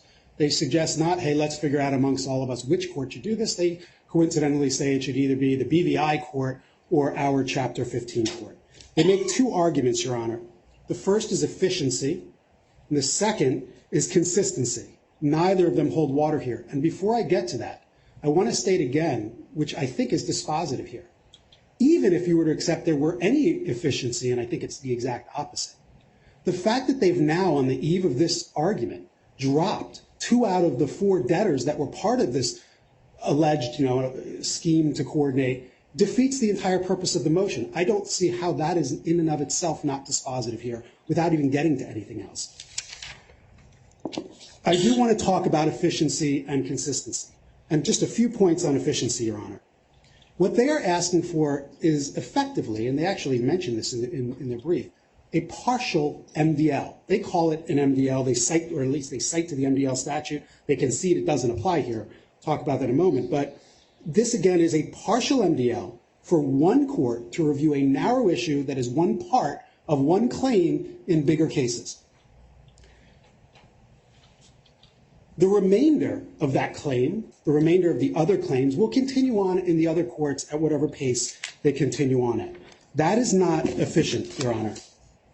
With respect to discovery and briefing, again, it's not exactly the same discovery, so the premise is sort of flawed. But in any event, the discovery and briefing is the same either way. Each debtor will have the opportunity to serve requests for production and take depositions, whether we're in one court or multiple courts. Each debtor will have the opportunity to file its briefs, whether we're in one court or multiple courts. There's simply no logic to what the other side is asking for. A stay or coordination does not solve any of this. And by the way, all it really does is raise practical questions of, if you are going to make discovery more efficient, is there going to be a lead debtor? They reference the MDL. I've had experience in MDLs, quite a bit of it. The MDL achieves efficiency because there is an MDL panel that selects which court is going to do that. I don't know if they're going to create their own MDL panel for this to decide which court should hear this. And within each case, and by the way, it's not issues or claims in a case, it is the entire case that goes to MDL courts. Within there, you have lead plaintiffs, lead counsel handling things to try and create efficiency. None of that, there's no process, there's no precedent for any of that. With respect, Your Honor, and again, I will say it again for maybe the third time, none of this is applicable given we're only at 2 out of the 4 debtors at this point. With respect to consistency, Your Honor, I'll just take a brief moment on that. This court is obviously capable of ruling on these issues. It's not necessarily the same legal issue, so you won't necessarily have inconsistent rulings, even if courts look differently. But either way, as Your Honor said, and I was going to point out as well, the same legal issue is decided in multiple courts all of the time. And in fact, 3AC liquidators admit that in their own papers. In fact, they criticized BlockFi, saying BlockFi created a situation where they will necessarily be litigating preference claims simultaneously in multiple forums. Well, apparently it's fine when the shoe's on the other foot. But the reality is when litigants file claims in multiple courts, sometimes by choice, sometimes by necessity, they are forced to litigate those in multiple fora. And you run the risk of inconsistent rulings. And that is not to say, as Mr. Kanowitz pointed out, that the court can't reach out and coordinate it if it so desires, or the subsequent courts can't look at the initial decisions and decide whether they agree or not with these. The last point I want to make, Your Honor, moving from the lack of efficiency and the lack of concerns or risk of inconsistency, what the liquidators are asking for is simply not within the rules.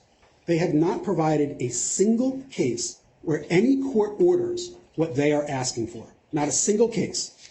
They provide cases on general powers and talk about that. Nothing is applicable or even analogous to what's going on here. They cite the MDL statute, but again, they concede that doesn't apply, and we've talked about how none of that really transfers here. This is just, Your Honor, a pie-in-the-sky fantasy. It's not efficient, it's not sensible, and it's actually not practical. There's no basis to award this extraordinary relief, Your Honor, and we would request that the motions be denied. Thank you, Mr. Winograd. Let me turn, I see hands raised remotely. I don't know if they're arguing in support of or in opposition to the relief. We'll find out. Mr. Barefoot. Good morning, Your Honor. Luke Barefoot from the Genesis debtors from Cleary Valley. Your Honor, I won't repeat the arguments that have been made by the committee and the debtors, and I'll be very brief and just want to make 2 points. The first is why the Genesis debtors are before Your Honor today. And that's because we did not want silence before Your Honor to somehow be misconstrued to leave the impression that the Genesis debtors were consenting to the parallel lift stay or coordination relief, such that it was really this court's determination alone that would either achieve or not achieve the coordinated result that the Three Arrows liquidators are touting. That is certainly not the case. The Genesis debtors have briefed and fully briefed their opposition to the parallel lift stay motion and intend to vigorously oppose the coordination motion for all the reasons that you've heard today and that were in the brief that we filed yesterday with Your Honor. And all of that will be heard by Judge Lane on October 24th in the Southern District. Second, Your Honor, the second point I wanted to make is the reason that that's important is because unless each and every court orders this relief, this stated goal of centralized determination that the liquidators say is animating this entire exercise will not be achieved. And on that point, as you've heard, the revised proposed order now excludes the FTX debtors and the Celsius debtors, against whom, with respect to FTX, against whom Three Arrows have asserted parallel preference claims that will require determinations of solvency and all of the other issues that you've heard. The decision on their part not to pursue coordination relief as to FTX is effectively a concession that the stated goal of the coordination motion will not be achieved. Your Honor, unless you have any questions, that was the reason that we wanted to appear before you today to make clear the Genesis debtors' opposition. And unless Your Honor has any questions, we reserve all of our rights. No, thank you. Thank you for appearing.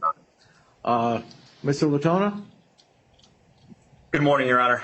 Dan Latona of Kirkland & Ellis on behalf of Celsius Network Limited and its affiliated debtors. Your Honor, Celsius submitted a very limited reservation of rights to your chambers this morning. As has been mentioned, the Celsius debtors are mentioned in the motion and included in the definition of debtor defendants, but the motion does not seek relief with respect to the Celsius debtors. Three Arrows also filed a motion in our cases, and we're reserving all rights. Our objection deadline is October 17th.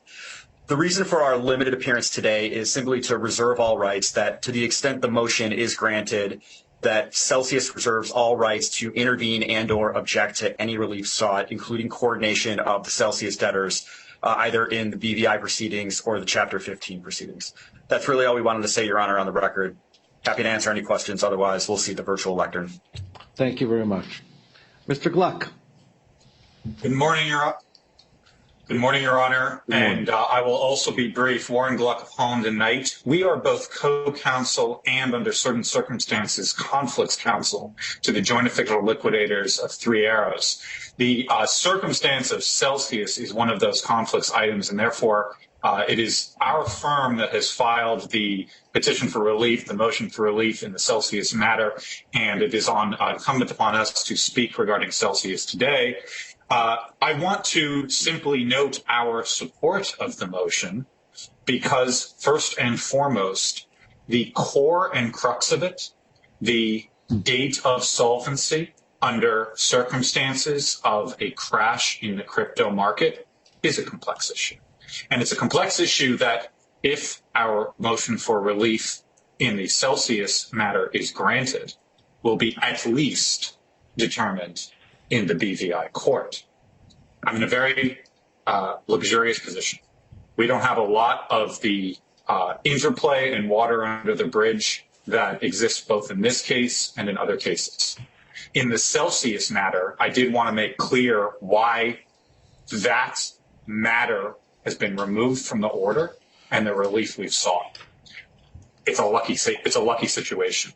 What we realized in Celsius, and this does go towards efficiency and making good distributions, is that the numbers in relation to the preference claim and Celsius's primary claim in our estate line up almost exactly. And in BVI, there is a set-off right, which is the basis of the relief sought in the Celsius matter. All that is being requested before Judge Glenn, who is coincidentally both the Celsius Chapter 11 judge and the Three Arrows Chapter 15 judge, is to release from stay, much like here, which is why we do urge coordination, but solely for the purposes of allowing what should happen anyway, which is the standard set-off process in the BVI, and which this bankruptcy code recognizes. In fact, the plan in Celsius supports. So it is a narrow issue, but I raised my hand toward the sentiment that the withdrawal of Celsius is somehow a concession regarding efficiency. In fact, coordination is requested. At least coordination is requested. And as to the issue of stay, there are certain overlaps. But in terms of efficiency, it is only because of the fortuitous circumstance that this is kind of all handleable within the set-off process of the BVI that the Celsius plan envisages anyway, that this was removed. And so I did not think it was appropriate or fair for the withdrawal of the Celsius component of this application to color against its granting, as opposed to at minimum being a neutral. But in fact, the emphasis here is that it was encouraging to hear counsel in this case, talk about presumptions and insolvencies, and we certainly hope those exist one day. But from the perspective of a debtor faced with an important threshold question under BVI law that, as far as we know, doesn't contain the same sort of questions, these are big deal issues, and the numbers are enormous. The sorts of overlap costs, at least from going anywhere other than the BVI, are enormous. There have been comments, which I would obviously dispute, but comments about the spend to date and likely output to the creditors. This is the sort of thing that will, a failure rather, to coordinate, have these complex issues of date of insolvency determined once under circumstances of a market crash, are precisely the sort of thing that would run up costs as opposed to avoid it. And that is the position of Holland and Knight in respect of our role in the Celsius matter. If the court has any questions, all right. Thank you. So in essence, the joint liquidators and Celsius reached an accord similar to the manner in which BlockFi reached an accord with FTX in agreeing to address issues in a particular forum and undertake a netting, or at least reserving their rights, but limiting the issues. Is that a I didn't mean to suggest an accord. I just meant to suggest that the totality of the relief sought was and is a set-off that we believe and submit is in accord with both the U.S. Bankruptcy Code and the plan. All right. Thank you, counsel. Mr. Latona, one quick, and then I'll go back to jail. Yes, briefly, Your Honor, Dan Latona of Kirkland & Ellis for Celsius Network. Just to address Mr. Kluck's, that motion is still set for hearing on October 24th. Our objection deadline is October 17th. So just want to make the record clear that we have not reached an agreement with the joint liquidators. That's all. All right, fair enough. Counsel for the JL, replies? Thank you, Your Honor. For the record, Adam Goldberg of Latham & Watkins. I'd like to begin, somewhat regretfully so, by simply saying that Mr. Kanowitz's remarks about the legal fees incurred by and the professional fees incurred by the 3 Arrows estate are completely inappropriate and reckless. They completely ignore the amount of work that has gone into an extremely challenged liquidation. The 3 Arrows liquidation was thrust upon the liquidators on a variety of bases in June 2022.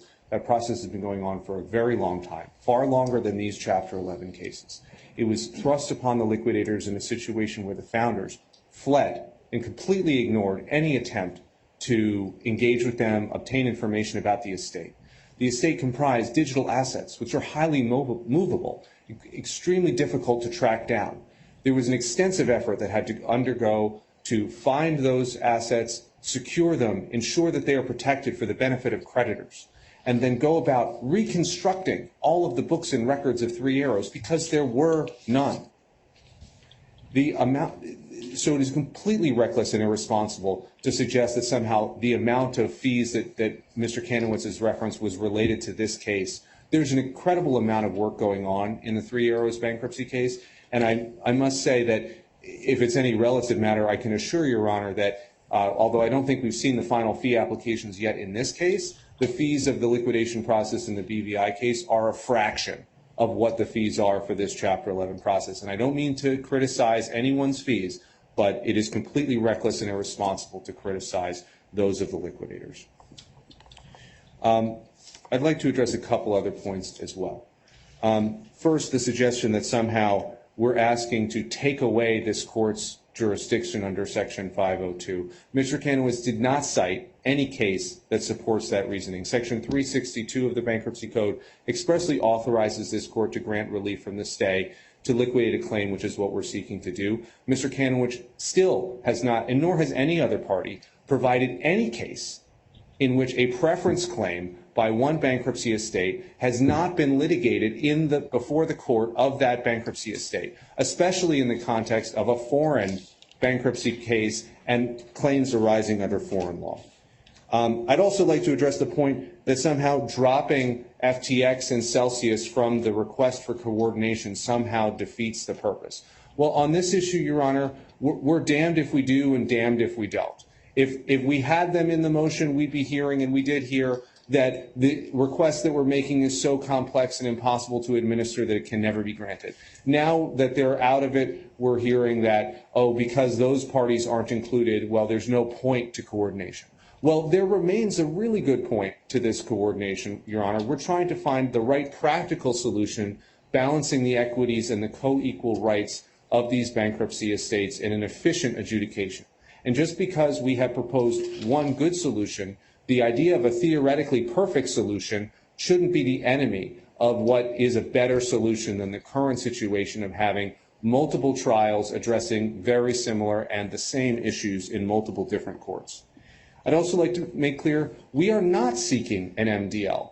We mentioned that in our paper simply as an analogy of other circumstances where matters can be coordinated. All we're seeking today, Your Honor, is relief from the automatic stay, although we're actually asking you not to rule on that issue today. What we're asking for is for this court to have communication and coordination with other courts, and I believe Mr. Kanowitz admitted in his remarks that that is something Your Honor is entitled to do. And I'd like to say there is ample authority that we explained in our papers, and then I explained before Your Honor, before Mr. Kanowitz and the committee spoke, that the debtors in the committee simply refuse to recognize and prefer to ignore. There are many precedents for bankruptcy courts in Chapter 11 cases as well as Chapter 15 cases to communicate with other Chapter 11 courts, to communicate between Chapter 15, Chapter 11, and foreign courts. And yes, we are ultimately seeking consolidation of preference claims, but that is not what's before you, Your Honor. And contrary to the remarks of the debtors and the committee, something that they prefer to ignore, there are precedents for that approach that we cited in our papers. That's at paragraph 28 of our motion at docket number 1623. We cited the Enron case as an example of which 32 separate preference actions were consolidated for the purposes of determining insolvency. So yes, there are ample precedents. But they were within one case. They were within one case, just as the preference claims of Three Arrows are within one case and could be put before the Chapter 15 case and litigated on a consolidated basis there. I would also make one other point. Mr. Kanowitz remarked about the claim asserted for $140 million. They've not filed that claim in the BVI. They've filed what they describe as a placeholder claim for $1. So, we invite them to bring their claims and they can be adjudicated in the BVI as well.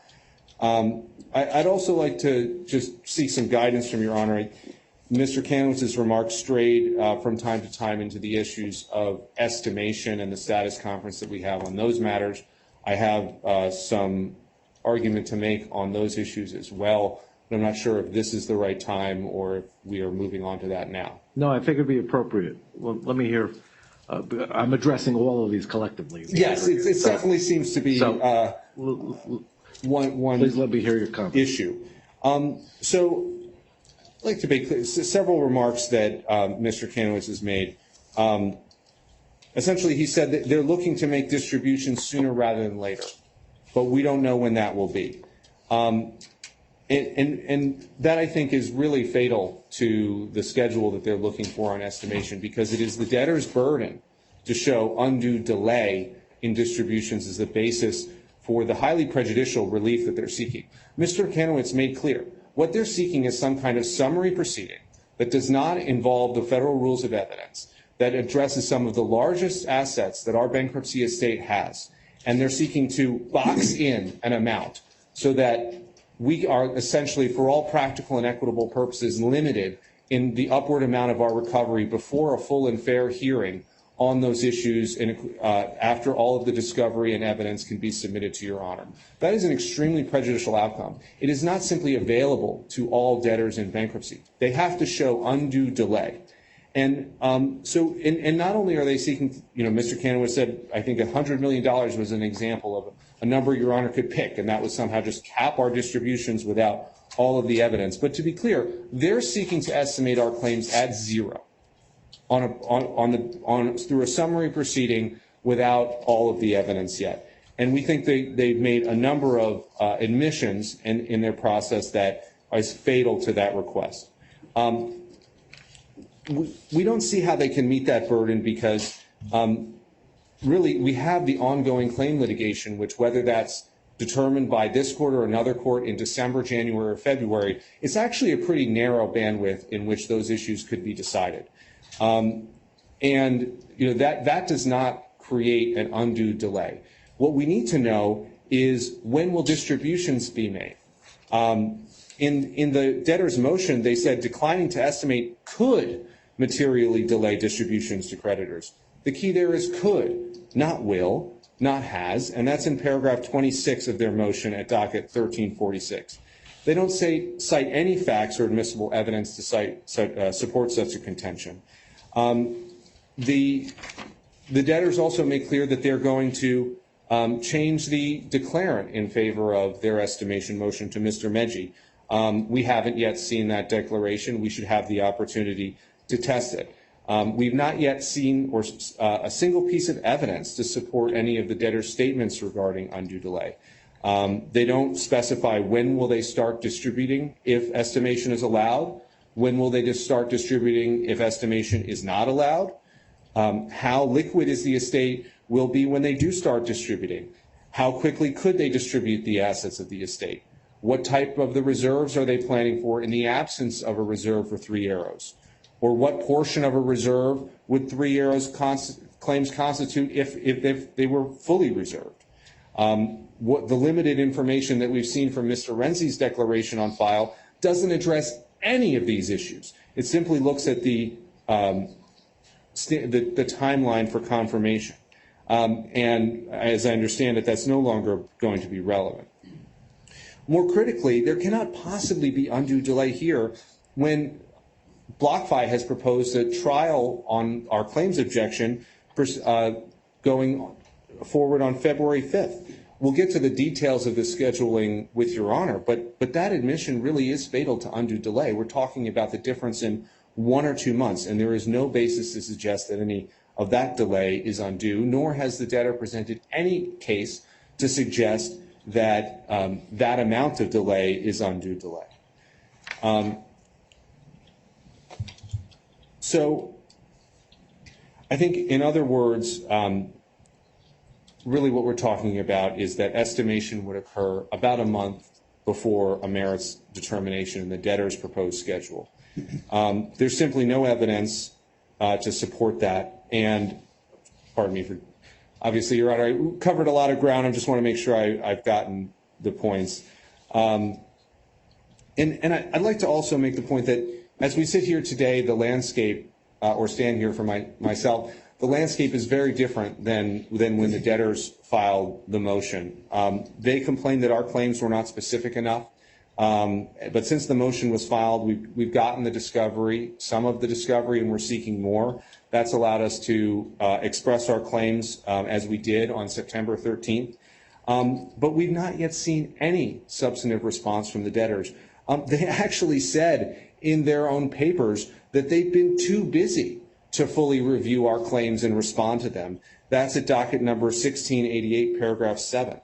If they're too busy to spend time on reviewing the substance of our claim, that really undermines any suggestion that dealing with our claims is somehow causing undue delay to this process because they are not dedicating the resources necessary to address it. So essentially, Your Honor, I think just to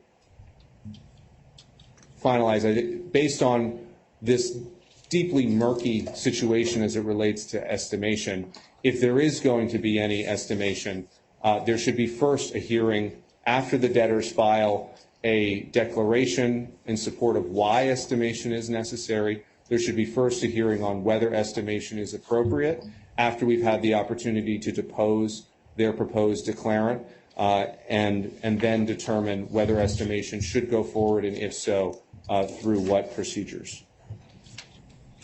All right, thank you. Thank you, Your Honor. Just briefly, Your Honor, because I believe that some of the discussion that I thought I was having with Your Honor that must have landed wrong. Exactly what we're going to do. What I said was our initial proposal had 2 major trials, right? But they said we don't want 2 major trials. We want to put everything in front of Your Honor on evidentiary basis for estimation and claim objection. Okay, we'll do that. The first issue is going to be the legal issue. We'll provide evidence of why there's undue delay. Your Honor, you know this case well. We're going to try to make, if we can, in-kind distributions. To make in-kind distributions, you need a platform.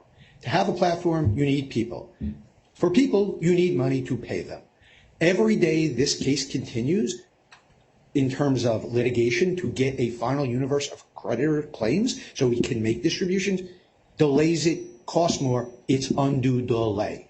In any event, we are going to go forward on our estimation, and we're going to provide the appropriate evidence, and we will carry our burdens. So what our schedule was, and I'm tweaking it, and Ms. Furness could walk you through all the timelines in detail, is exactly what counsel said.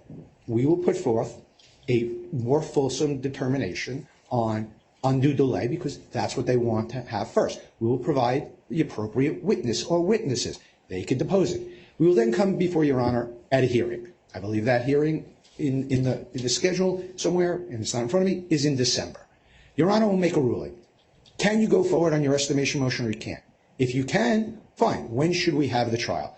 We will have the trial, not in February as we suggested, because we're taking away the claim objection trial and the estimate trial. We're going to have one trial. The one trial in facts and circumstances where all the evidence goes forth, everything goes to Your Honor, and Your Honor gets to decide estimation for distribution purposes under the law and under the precedents for that, completely different than whatever Your Honor decides on the merits of their claim objection. Now, that doesn't prejudice them. That's exactly what they want.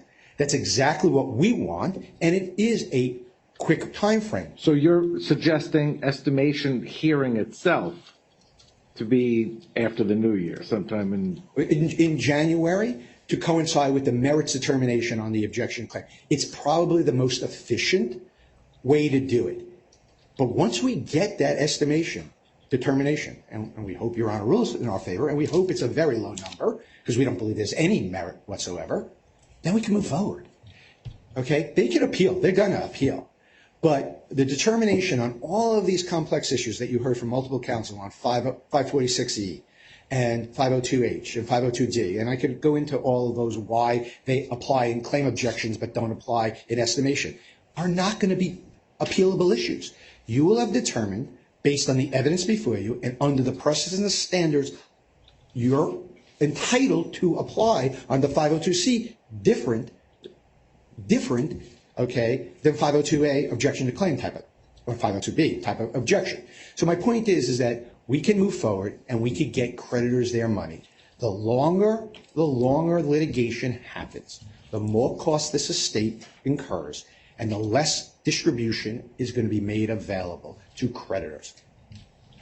It's that simple. And that is why we want to move forward. We filed our motions weeks ago. We accommodated 3 Arrows with an adjournment professional courtesy. We've been providing them thousands of pages of documents. They haven't given us one thing to allow them, okay, to amend claims without Your Honor's approval. We're ready to go on an appropriate time frame that doesn't prejudice them and doesn't prejudice us, and gets Your Honor every piece of evidence and every brief on every legal item that anyone wants to brief in an appropriate fashion, and lets us move on. And that's the purpose of the bankruptcy, and that's the implementation of the plan. And that's what we should be focusing on today. How do we move forward to move this case to implement the plan and creditors their money back? Thank you. All right, thank you. Your Honor, may I? Well, in case you're going to respond to both, let me hear.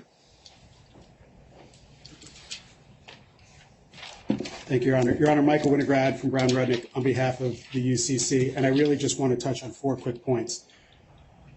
One, this idea that the dropping of 2 out of the 4 debtors from the motion doesn't really matter because they were damned if they do, they were damned if they didn't, is nonsense, Your Honor.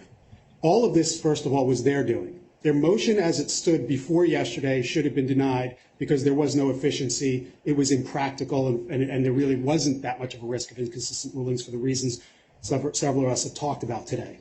When they went ahead and dropped 2 out of the 4 debtors, they undercut even their own flawed arguments in a way that I would propose, Your Honor, was dispositive.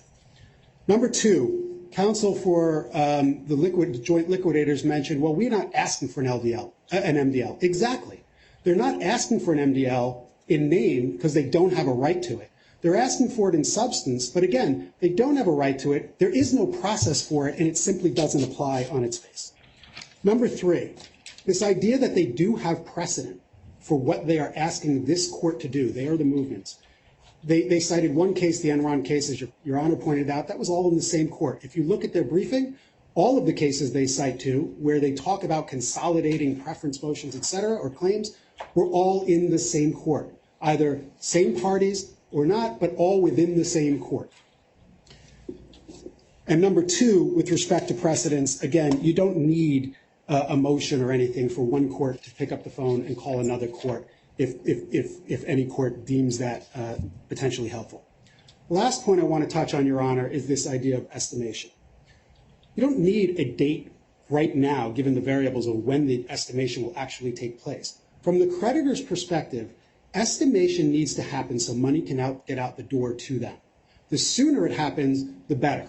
It is a threshold issue. It cannot be eliminated, as we'll talk about later. There should be an estimation, and that will enable distributions. Whether, as Mr. Kanowitz said, it is at one hearing or not, we propose, and we are perfectly fine with the debtor's proposed order, which bifurcates them and says we'll do a summary proceeding early, and then when we can actually have a reasonable amount of time to put on the actual merits case, we'll do that. Whether it's a month or 2 months later, we'll do it then. But the estimation is a threshold issue. It should happen so that money can get out the door to the creditors who still continue to wait. Thank you, Your Honor. All right, thank you. Counsel. Thank you, Your Honor. Adam Goldberg of Latham Watkins for the record. I'll be very brief and just want to clarify what it is we're asking for. I'm not trying to go back and forth here. First, we are not seeking one hearing on both estimation and the claim objection. We think that would be inappropriate. If there is going to be a hearing on the claim objection at the same time of estimation, our view is that that would completely defeat the notion that there's somehow undue delay from that requires estimation. Because if we're going forward with the claim objection, there's no delay to resolving the claims. And the sole reason in which estimation would therefore be requested at that point would be for an improper litigation advantage to have two bites at the apple to not only seek to contest our claims on the merits, but have somehow some kind of summary proceeding that undermines our ability to recover, even if after proper due process the claims are determined to be allowed. So I think what we have heard here, other than continuing to be no evidence about when distributions are occurred and when actually things need to happen, we've heard a lot of sooner the better. We agree with that. Let's get on with it. We're ready to go forward with the claim objection. We don't think estimation is needed, but if Your Honor does think estimation should go forward, we should have a hearing first on whether there's undue delay. Thank you, Your Honor. All right, thank you. Bear with me 1 second. So let me address the motion to seek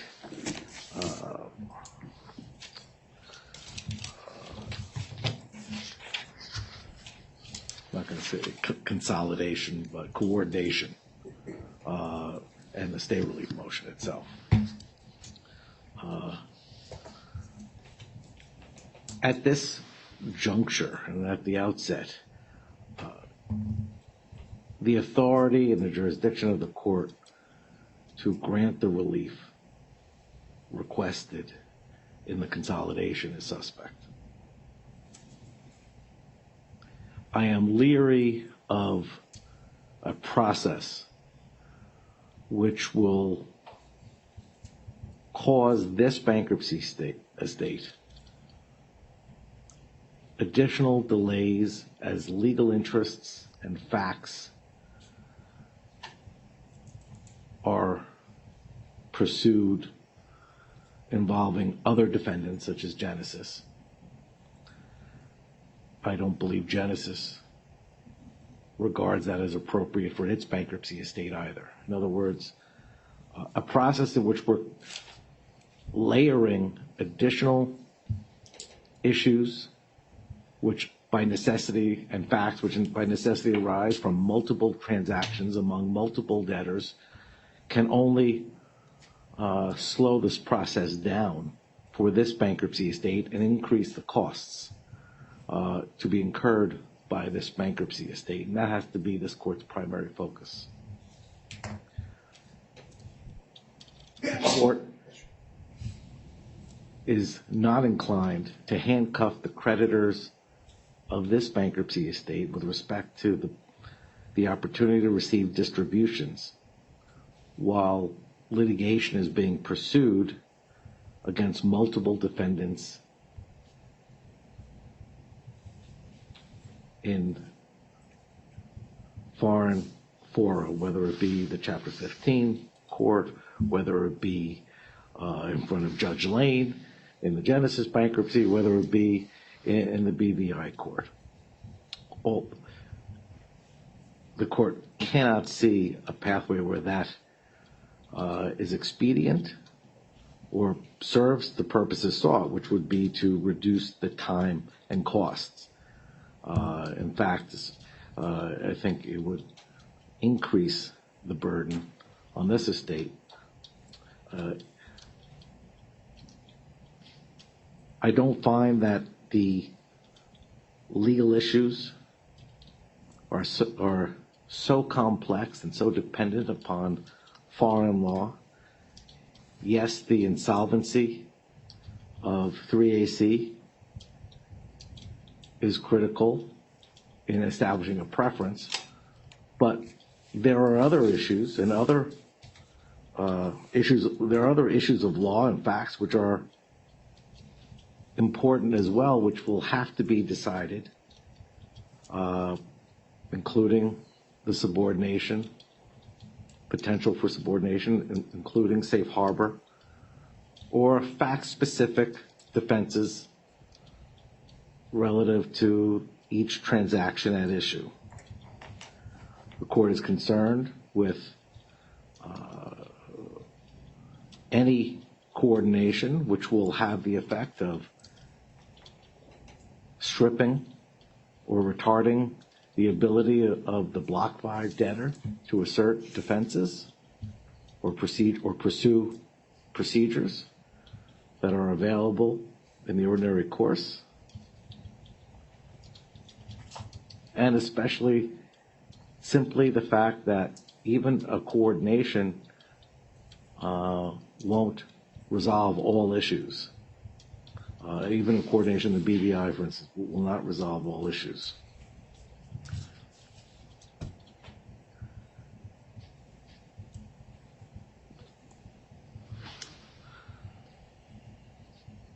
At issue here are large sums, by all means.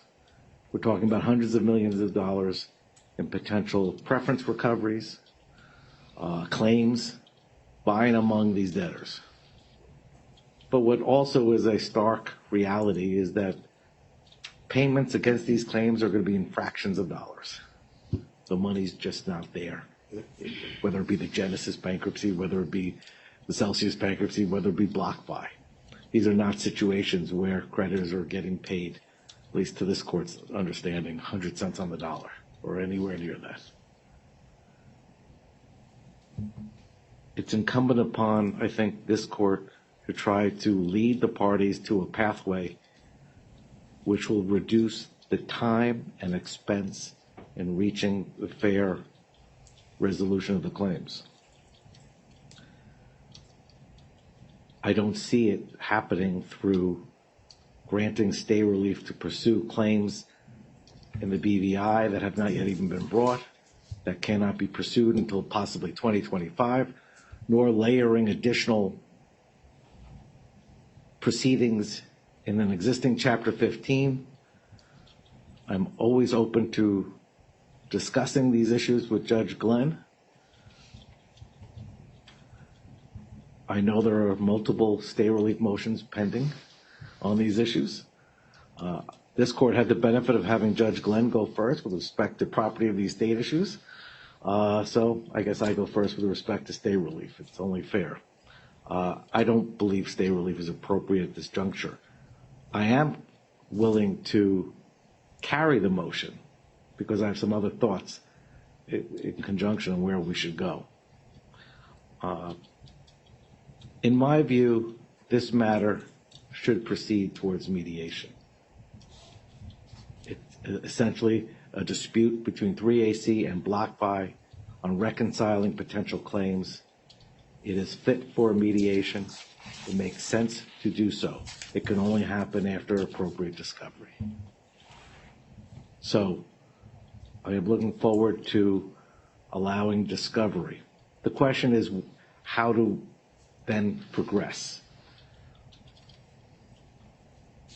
I was inclined to simply have an estimation hearing on that December 18th date to allow discovery through December 1, allow parties to exchange briefing, exchange exhibits. And when I refer to estimation, I do look at it as, I know it's nomenclature, but I view it as really a hearing to fix the proper reserve. Because number one priority for this court is to facilitate the debtor in its ability to distribute funds to all claimants, which would include 3AC at this point. But there are customers, there are creditors out there who are waiting desperately for every dollar. And resolution of this claim stands in the way at this juncture. So I hear the parties saying that they would like to brief the issue of whether or not there should be estimation first. I can accommodate that. I would think that it would be, and I want to hear from you all, which is why I'm going to be asking. I would think it'd just be part and parcel of the estimation hearing. It'll be one point in the brief. Why make it more complicated? What I would intended to do is, once we have the estimation hearing, send you off to mediation. I would even reserve, if the parties are so inclined, on that, and to see if there can be a resolution. So the schedule I had in my mind was to have on December 19th the estimation proceeding, to fix the reserve, if appropriate, to have discovery continue through December 1st, to have exhibits exchanged on December 6th,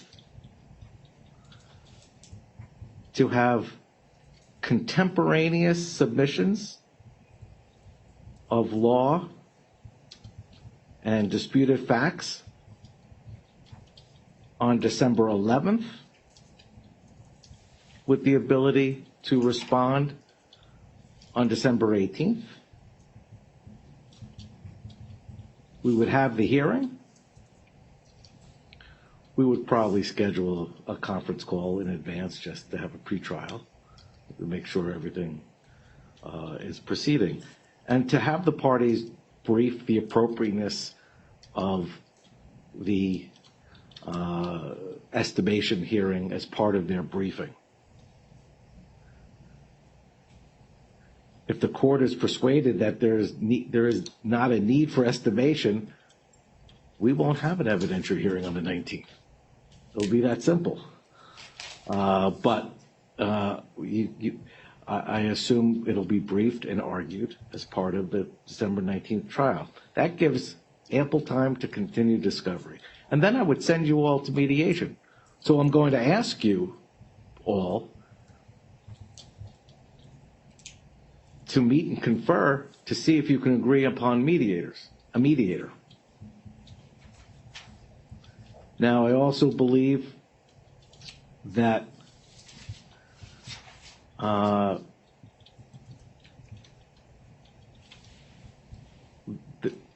joint liquidators are seeking a more amplified objection to their claim.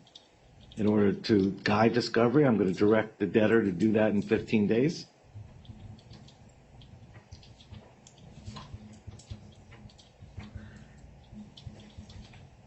If there is, and we're not going to schedule a merits hearing at this point.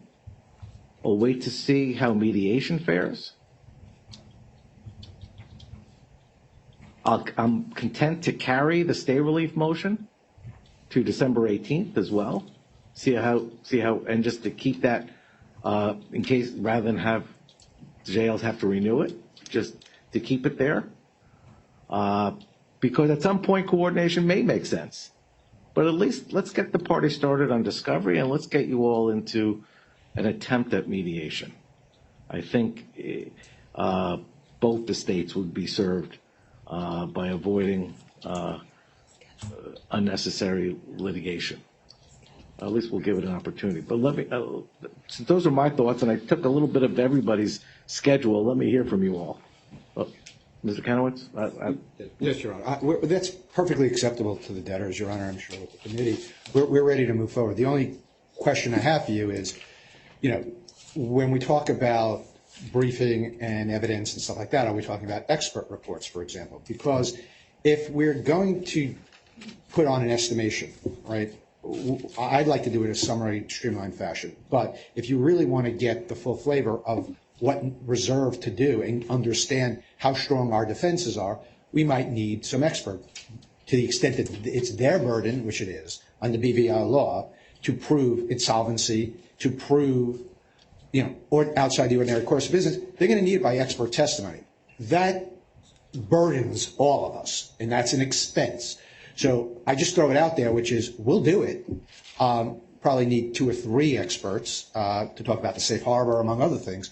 And it's in process, Judge. It's not like we haven't thought about it. It's just, can it come together to do this all by December 18th, to make it so that the hearing, as well as the potential mediation, because that's really key, right, is fulsome, so that everybody's cards are laid out on the table, as opposed to, oh, we're going to add some more issues later, which defeats the whole purpose. So what I'm hearing, and I want to hear from you as well, is that we may move back the calendar to allow for experts if you need it. I don't want to make it into a merits hearing, but I do want to have a fulsome estimation, and I do think it would benefit you all for mediation. But let me hear from you. Thank you, I'm sorry, Honor. Counsel. Thank you, Your Honor. Marcel Nelson for 3 Arrows. So, if, we hear Your Honor on wanting to move forward. We agree with Mr. Kanowitz that Stop there.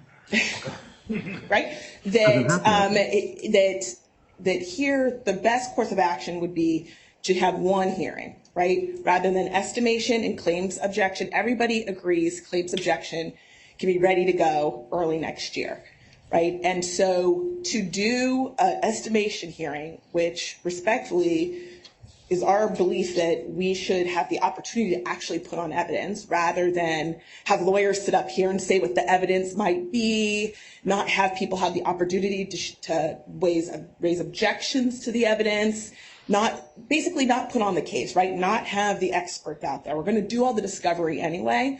We would propose that we have one joint hearing on estimation and claims objection, right? And then at that point, the court can force us into mediation, can make a ruling on estimation, decide not to estimate because the court has enough information to rule on the claims objection, and that would be the most efficient path for all. Because for 3 RLs to properly be able to demonstrate to this court a proper amount for estimation, right, what that reserve should be set on, we really do need the opportunity to present the evidence, not in a summary proceeding, not in lawyers making arguments, but really for Your Honor to actually see the evidence, especially on some of the major issues here like insolvency, safe harbor, ordinary course, and the like. All right. And we would be prepared to work with the debtors on a schedule for that and map out sort of the dates for the exchange of legal briefing, experts, fact witnesses, discovery, and the like. The parties are already engaged in discovery and have been moving forward on that. Once we get the new amended claims objection, in 15 days, we'll certainly be in a position to see what additional discovery needs to be requested. So, does it make sense to go through all that if I'm sending you to, and I am sending you to mediation at some point?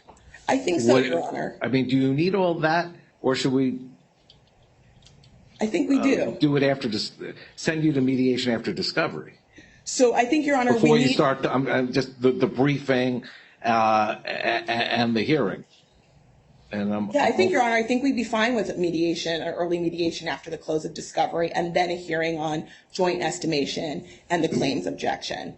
But to save resources of everybody here having two separate, an estimation, then a mediation, and then a claims objection following right behind would, we just don't think would be efficient. All right, let me hear from counsel. Thank you.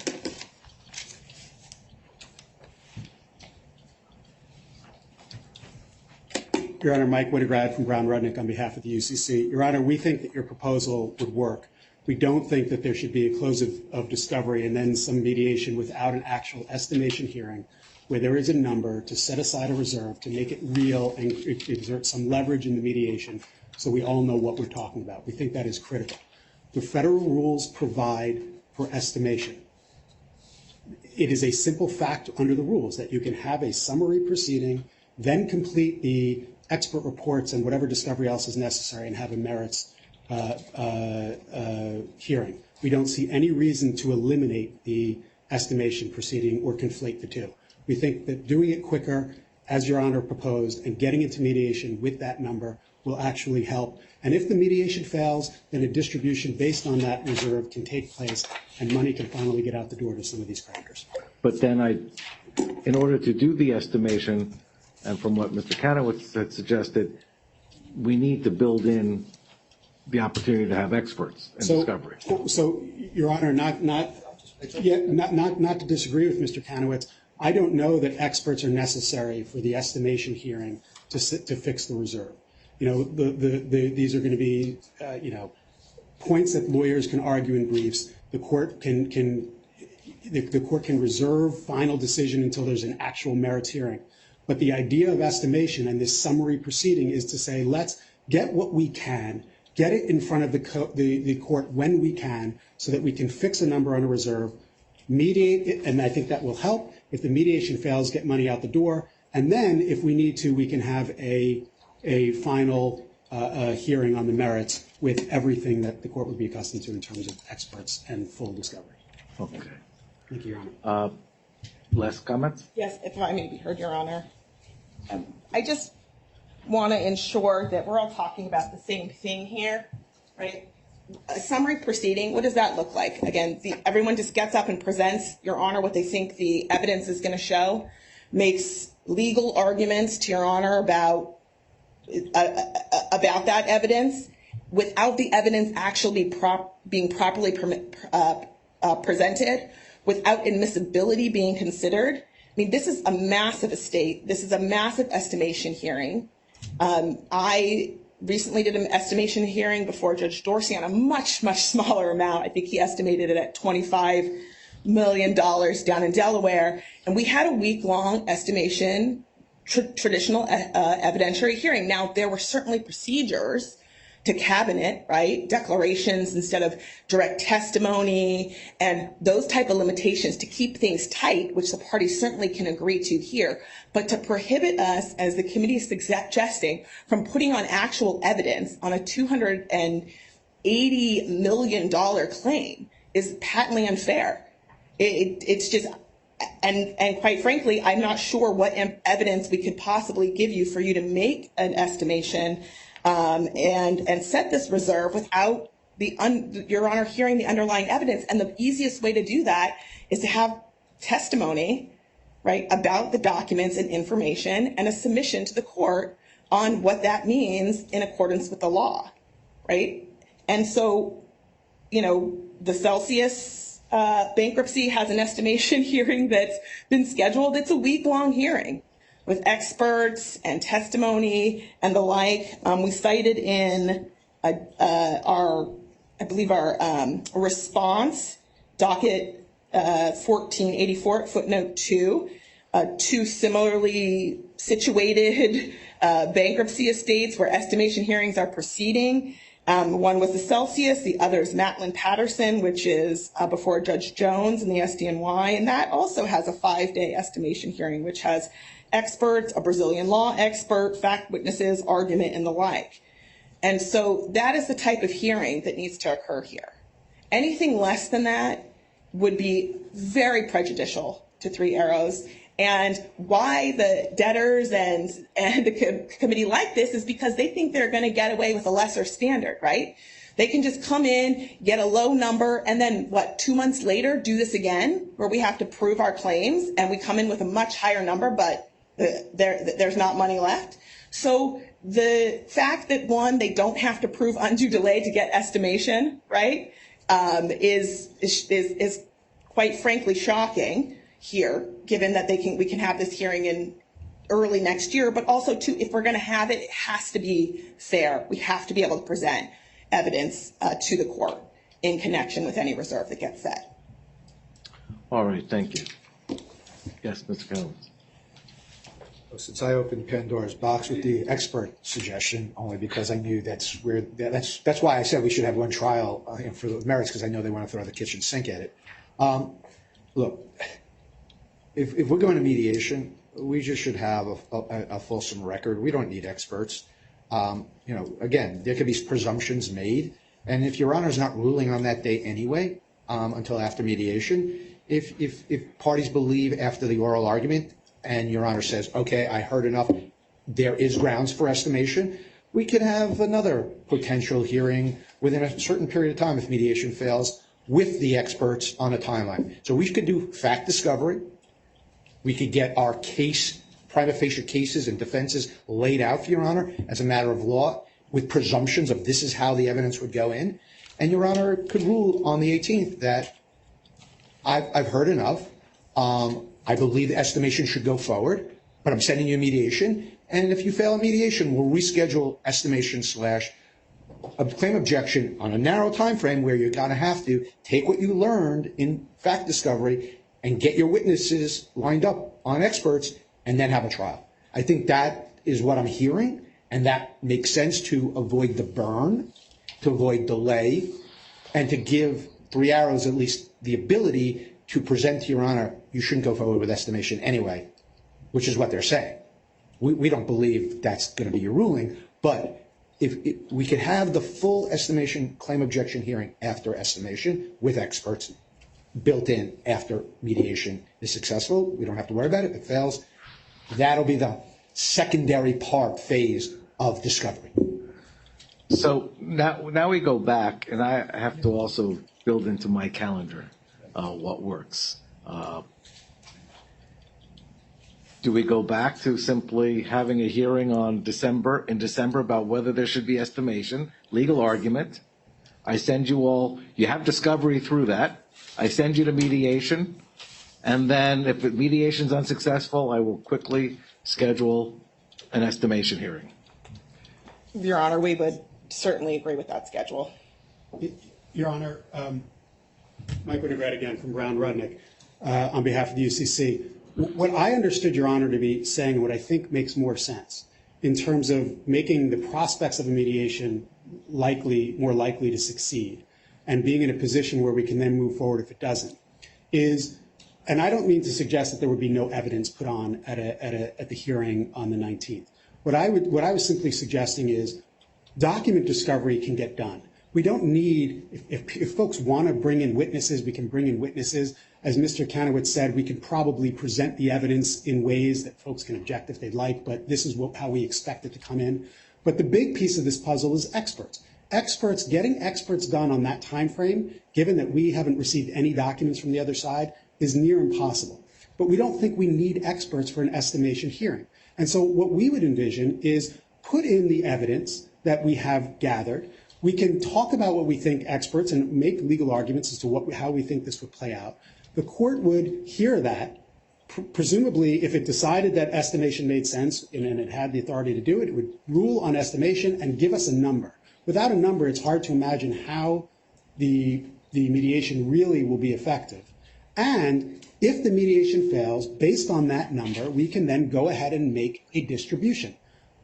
The second part of that, as I would envision it, at least, and I thought I heard Your Honor saying this, was if the mediation fails, we can make whatever distribution we can based on the reserve, but then we can move forward, get expert witnesses. We can all work on that in the meantime so we're not losing time, and work towards a hearing early next year on the merits to determine this fully and finally. But I think it's important at that estimation hearing, if Your Honor moves forward with estimation, to provide a number that will enable the mediation and a distribution if the mediation fails. Thank you, Your Honor. All right. Give me 10 minutes. I want to review it with my law clerks. All right? Thank you, Your Honor. We'll come back in 10, 15 minutes. Thank you.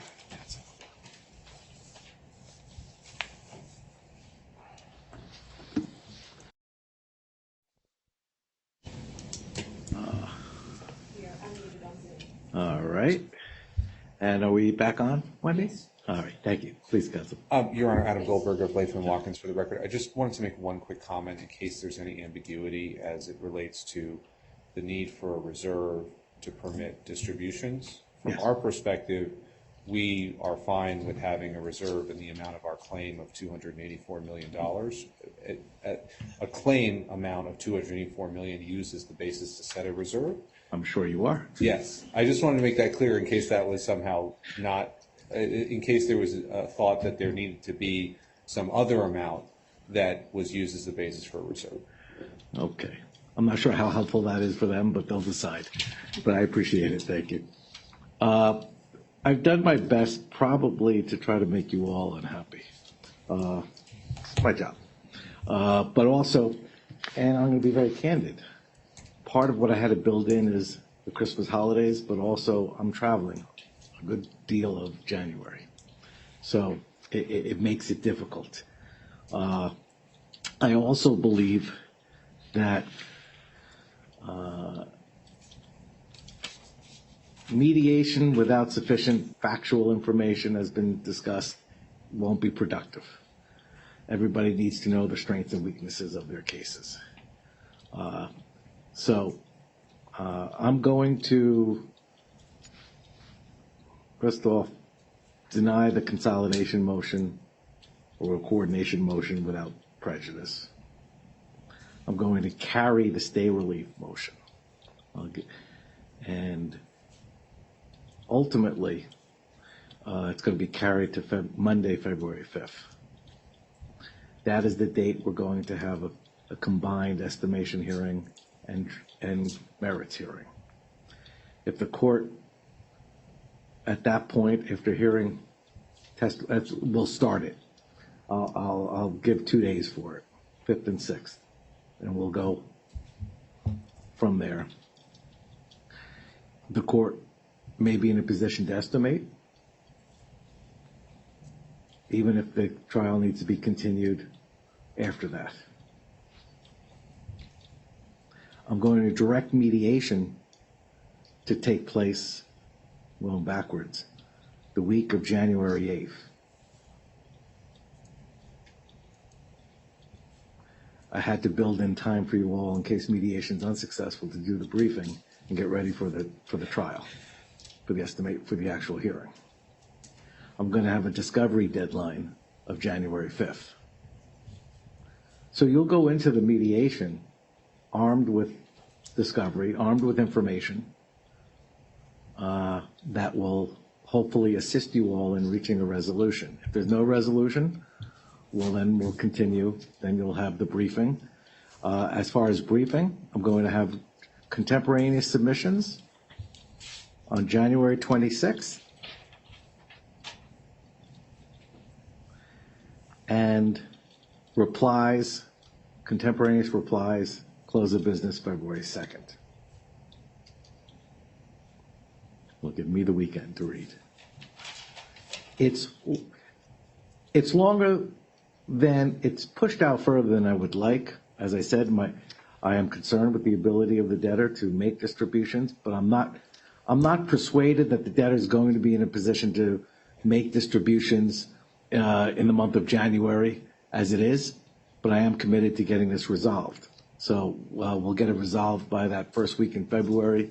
At a bare minimum, I'm pretty confident I'll be able to estimate the claim after the February 5th hearing, if not resolve the merits. If you all want to meet and confer and discuss a schedule for depositions and experts and the like, you can layer that on top. I'll ask debtors council to submit a scheduling order. But frankly, this is the best I can do to accommodate. I want to make mediation fruitful. I want to give the parties time, and we're dealing in a very difficult period between holidays coming up and December travels and my travels and the like. So, council. Thank you, Your Honor. We do appreciate your guidance and time you spend with us. One question.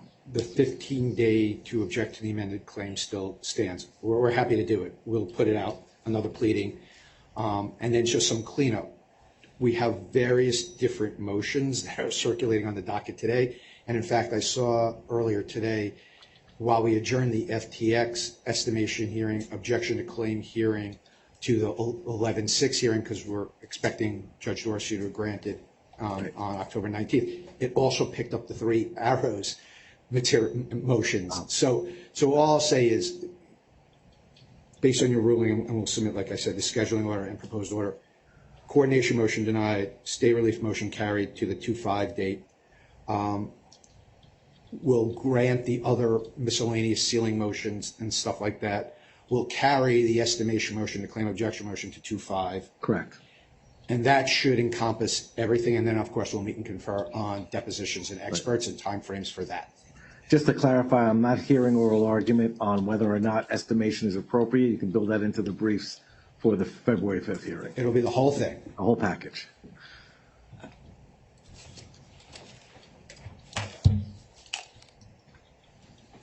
Thank you very much, Your Honor. We appreciate your time in figuring out that schedule.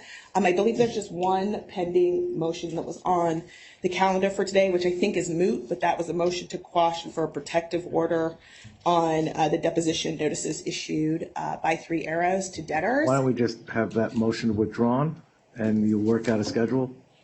Provided deposition notices are withdrawn pending this new schedule that we're going to have to meet and confer on. Can the parties agree to meet and confer on a deposition schedule? Absolutely, Your Honor. We just wanted to make sure that that was noted as put in abeyance or however we're going to. We could move it, Judge. Thank you. Thank you. Thank you, Your Honor. Counsel? Yes, Your Honor. There are Brett Nave of Latham Watkins for the record. There are just 3 more items, I believe, on the agenda, and I promise to be very, very brief. Those are the motions to seal filed by 3 Arrows. Granted. Okay. Done. I'm not sure. Wait a minute. I'm sorry. I got to apologize to Mr. Sponder with the hand raised. Mr. Sponder? Thank you, Your Honor. I believe counsel is standing up with respect to the seal motions to advise that we've reached some alternate language to be included in the sealing orders. Yeah. That's thank you, Your Honor. We'll Granted order be submitted. We'll submit a biased order. Thank you. Mr. Sponder, thank you. Thank you, Your Honor. You're welcome. Does that take care of it?